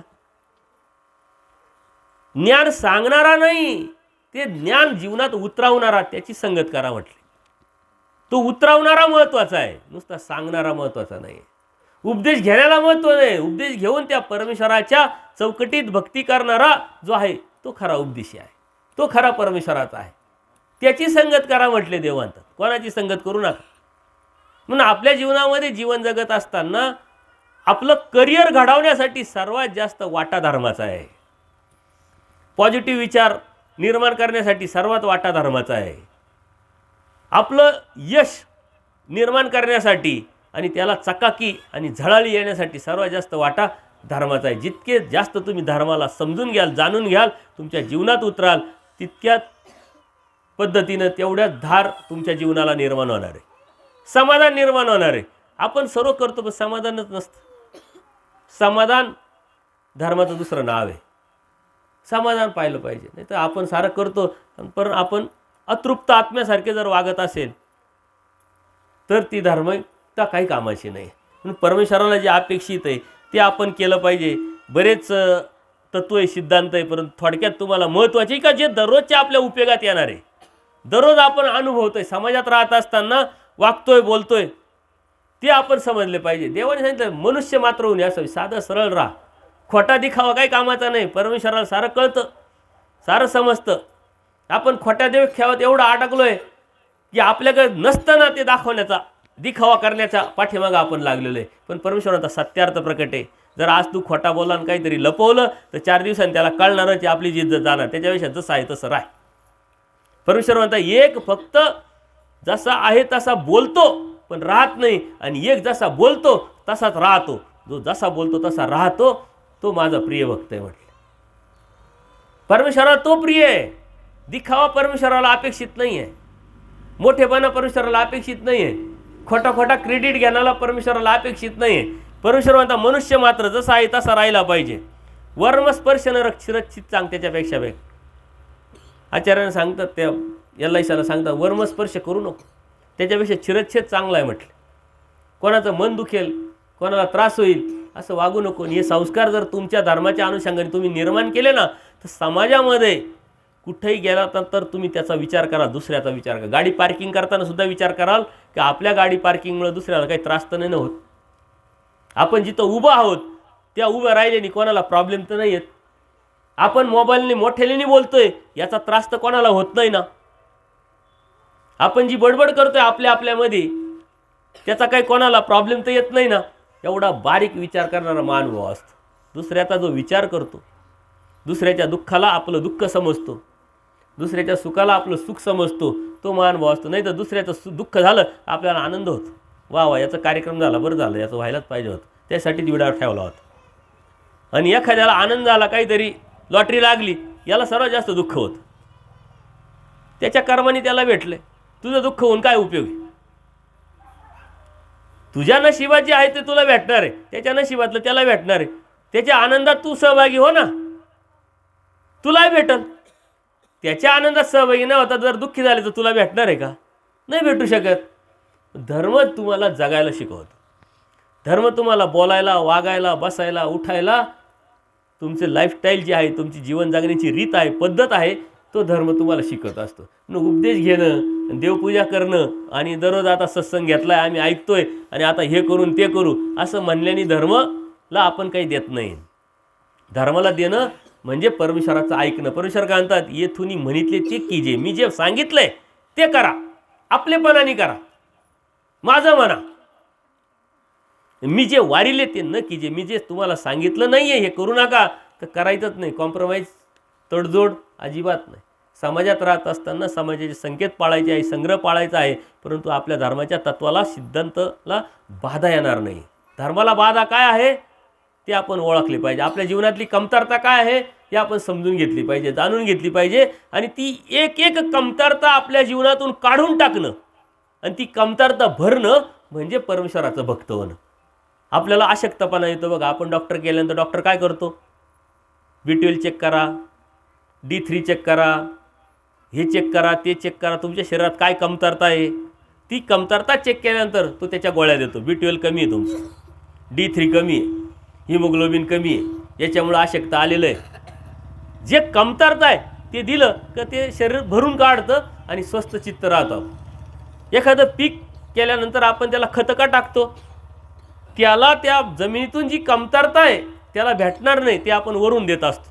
औषधं मारतो, खतं देतो. तसं आपल्या जीवनातली जी कमतरता आहे शोधून ती भरणं म्हणजे धर्म करणं आहे. इतकं सोपं आणि सरळ आहे. धर्म आपलं तारुण्य आहे, धर्म आपलं करिअर, धर्म आपले पॉझिटिव्ह विचार आहे, धर्म हीच प्रगती आहे आणि धर्म हीच सुंदरता आहे. पण धर्माला समजून नाही घेता तुम्ही सुंदरतेच्या व्याख्या जर करत असेल समाधानाच्या व्याख्या, ऐश्वर्याच्या व्याख्या, श्रीमंतीच्या व्याख्या करत असेल तर तुम्हाला काहीच भेटणार नाही. धर्म हीच श्रीमंती आहे, धर्म हीच ऐश्वर्य आहे. कारण हे कोणालाच भेटत नाही आणि ज्याला परमेश्वराची कृपा आहे ज्याच्यावरती त्यालाच ते भेटत असतं. म्हणून आचार हा धर्माचा पाया आहे आणि आचार्यतयाचा धर्म परमेश्वराने सांगितलेला आहे. आपण इकडं तिकडं बघून नाही, तो करत नाही, तो करत नाही, तो करत नाही. देव म्हणतात तू कर, धर्म तुझा आहे ना, तू कर, तुला फायदा होणार आहे. तो नाही करतं त्याचं नुकसान होणार, त्याच्याकडे काय पाहतो. आचार्यतयाचा धर्म, जो आचार करतो त्याचा धर्म आहे. आणि तुम्ही तुमच्या जीवनामध्ये आज काय करू शकतात याची जर लिस्ट काढली तर 50% आचार तुम्ही करू शकता. आणि हा आचार तुम्हाला समजून घ्यायचा असेल तर परमेश्वराने सांगितलेलं श्रीमुखीचं तत्त्वज्ञान तुम्हाला अभ्यास करावा लागेल, लीळाचरित्र वाचावं लागेल, सूत्रपाठ वाचावं लागेल. जो तोपर्यंत जात नाही त्यात तोपर्यंत धर्माचा 1% तुम्हाला समजू शकत नाही. कोणाच्या घरी लीळाचरित्र आहे हात वर करा बरं. 2-4च आहे. मग बाकीचे कोण आहे, कुठे गेले? तुमच्या घरात जर लीळाचरित्र नसेल तर तुमच्या घरात देवच नाही.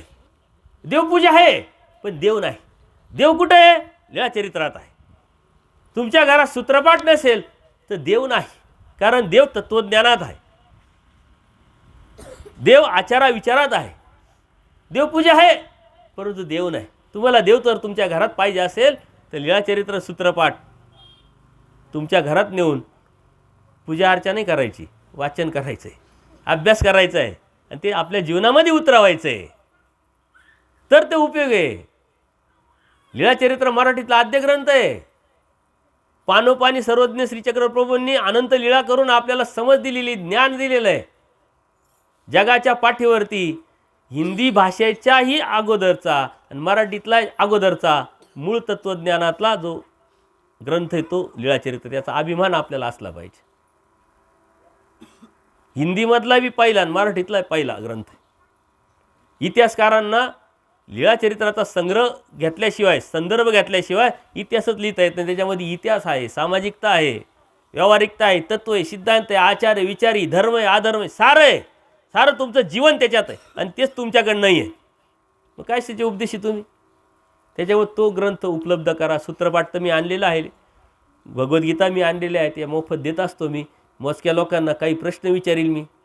जे संकल्प सोडणार आहे उद्या, ते आता तो उद्याचा विषय राहील, त्यांनाच देणार आहे, कोणाला नाही देणार. जे उपदेश येणार आहे त्यांना मी देणार आहे, कोणाला नाही देणार. त्याच्यामुळे ह्या गोष्टी ज्या आहे ह्या आपण समजून घेतल्या पाहिजे. आपलं समर्थवादावरती निस्सीम निष्ठा असली पाहिजे. परमेश्वर समर्थ आहे. तो समर्थवादावरती आपली निष्ठा जेवढी पक्की तेवढा धर्माचं तुम्ही पक्के. नाही तर आपलं कसं आहे, वेळ काळ परिस्थिती निरूप चेंजेस, बदल. नाही असं काही नसतं, बदल. धर्म एकच आहे, धर्म बदलत नसतो. म्हणजे समर्थवादावरती आपली निष्ठा, एकनिष्ठ भक्ती, अंधश्रद्धा, कर्मकांड, विधीच्या बाहेर जाऊन तत्त्वज्ञानाला अंगीकार करून आचाराच्या बाजूने जेव्हा तुम्ही विचार कराल आणि थोडा थोडा आचार करायला लागाल, आचारयोग्यता, विचारी दृढता, आचार करायला लागले का तुमच्या विचारामध्ये परिपक्वता येईल, दृढता येईल. तुम्हाला कुणी हलू शकत नाही. मग तुम्ही ज्यातकडे जाल त्याला तुम्ही हलवाल, तुम्हाला कुणी हलू शकत नाही. का? तर परमेश्वराच्या सांगितलेल्या तत्त्वसिद्धांतात आता तुम्ही बसताय. त्याच्यामुळे परमेश्वराच्या लिस्टमध्ये तुमचं नाव आलेलं आहे. त्याच्यामुळं ह्या ज्या गोष्टी आहे ह्या खूप काही जास्त करण्याचा विषय नाही आहे. जितकं गरजेचं आहे तितकं. ज्या मिनिटाला तुम्हाला एकामेकाविषयी आदर निर्माण होईल ते नाथ बाजूला ठेवाल तुम्ही. हे माझा, तो माझा, ही अशी, तू तशी, हे बाजूला ठेवून नाथ, कर्माचे जे नाथे ते बाजूला ठेवून धर्माचे नाते निर्माण कराल ना. धर्माच्या नजरेने, धर्माच्या दृष्टीने तुम्ही एकामेकाकडे बघाल, तो आदर तुमच्या मनामध्ये ज्या मिनिटाला निर्माण होईल ना त्या मिनिटाला तुम्ही दैवाचे झाले, त्या मिनिटाला तुम्ही परमेश्वराचे झाले आणि त्या मिनिटाला परमेश्वर तुमच्यावर प्रसन्न झाला. आणि परमेश्वर जर प्रसन्न झाला तर तुमच्या अडचणी राहतील का? परमेश्वर तर प्रयत्न करीत दैवाचेच आहे, तुम्ही फक्त प्रयत्न करा, आम्ही सहाय्य करतो. मी नाथ आहे पण तुम्ही अनाथ व्हा. मी वज्रपंजूर आहे, तुम्ही शरणांत या. अटी घातलेल्या आहे परमेश्वराने, अटी शर्ती लागू. त्या अटी जर पास केल्या तर नक्कीच परमेश्वर आपल्याला प्रत्येक वळणावरती, प्रत्येक ठिकाणी भेटेल आणि ती धार्मिकता आपल्याला करता येईल. आणि त्या धार्मिकतेतूनच आपण धर्माला देणं, अर्थात आपण आपल्याला देणं आणि त्यातून आपल्याला आपलं हित साधणं, हाच धर्म आहे. धर्म कशात आहे, धर्माला देणं म्हणजे नेमकं काय हे जर समजलं तर धर्म खूप सोपा, सरळ, खूप अवघड नाही आहे. यूट्यूबवरती सत्संग ऐकतात पण कधी कोणत्याही मिनिटाला कोणताही प्रश्न तुम्हाला निर्माण झालाच, सामाजिक जीवनामध्ये जीवन जगत असताना कधीही फोन करा, धर्माच्या अनुषंगाने धर्माचा प्रश्न विचारा. बाकी घरातले भाऊबंदकीतले नात्यातले प्रश्न विचारू नका. नाही तर असं सांगितलं मला त्याचे प्रश्न येतात, बाबा ते असं असे काय करू, अरे काय करायचं ते, तो तुमचा प्रश्न आहे, ते तुम्ही मिटवा. शक्यतो तू त्याग कर, सोडून दे, हेच मी सांगणार आहे. कोर्ट कचेऱ्या करू नको, पोलीस स्टेशनला जाऊ नको, वकिलाकडे जाऊ नको. ज्याच्याशी भांडण त्याच्याकडे जाय, माफी माग. कोणताही मोठा प्रश्न असेल तर तो मिटूनच जातो, बिगर पैशाचा मिटून जातो. असा कोण माणूस आहे की तुम्ही माफी मागितल्यानंतर त्याच्या मनामध्ये शुद्ध भावना निर्माण होणार नाही, तुमच्याविषयी जी कटुता आहे ती निघून जाणार नाही, असा कोणी माणूसच नाही आहे. ज्याच्याविषयी भांडणे त्याच्याकडनं जाता भलतीकडे जातो आपण, कोर्टात जातो, पोलिसांकडे जातो, वकिलाकडे जातो. त्याच्याविषयी ज्याच्याविषयी भांडण, ज्याच्याकडे भांडण त्याच्याकडे जा ना, थोडंसं छोटं व्हा, बघा तुमचे प्रॉब्लेम सॉल्व्ह होतील, तुमचा वेळ वाचेल, तुमचा पैसा वाचेल, तुमचा धर्म वाचेल. तुमचा जो धर्म तुम्ही जितका वाचवाल तितके तुम्ही वाचाल. अन्यथा असंत कर्माने आपण तर बरबडलेलोच आहोत आणि इथून पुढे ते करणार आहे आणि नरक आपली वाटच पाहत आहे. देवता भोगवण्यासाठी उभ्याच आहे. त्यांच्यातून सुटायचं असेल तर परमेश्वराचं होणं, आणि परमेश्वराचं मेल्यानंतर व्हायचं नाही, जिवंतपणे व्हावं लागणार आहे. मेल्यानंतर नाही. मेल्यानंतर कुठं जाणार आहे ते आज ठरवणार आहे तुम्ही, आणि प्रत्येक माणूस तर जाणारच आहे. मग कर्माने आपण काय घेऊन जाणार आहे, आपलं काय घेऊन जायचं आहे आपल्याला, ही धर्माची शिदुरी म्हणजे काय हे जर आपण समजून घेतलं तर नक्कीच आपल्याला परमेश्वर प्राप्त झाल्याशिवाय राहणार नाही. तुमच्या मनात काही प्रश्न असेल तर नक्की विचारा. सर्वज्ञ श्री चक्रधर स्वामी दंडवत हो.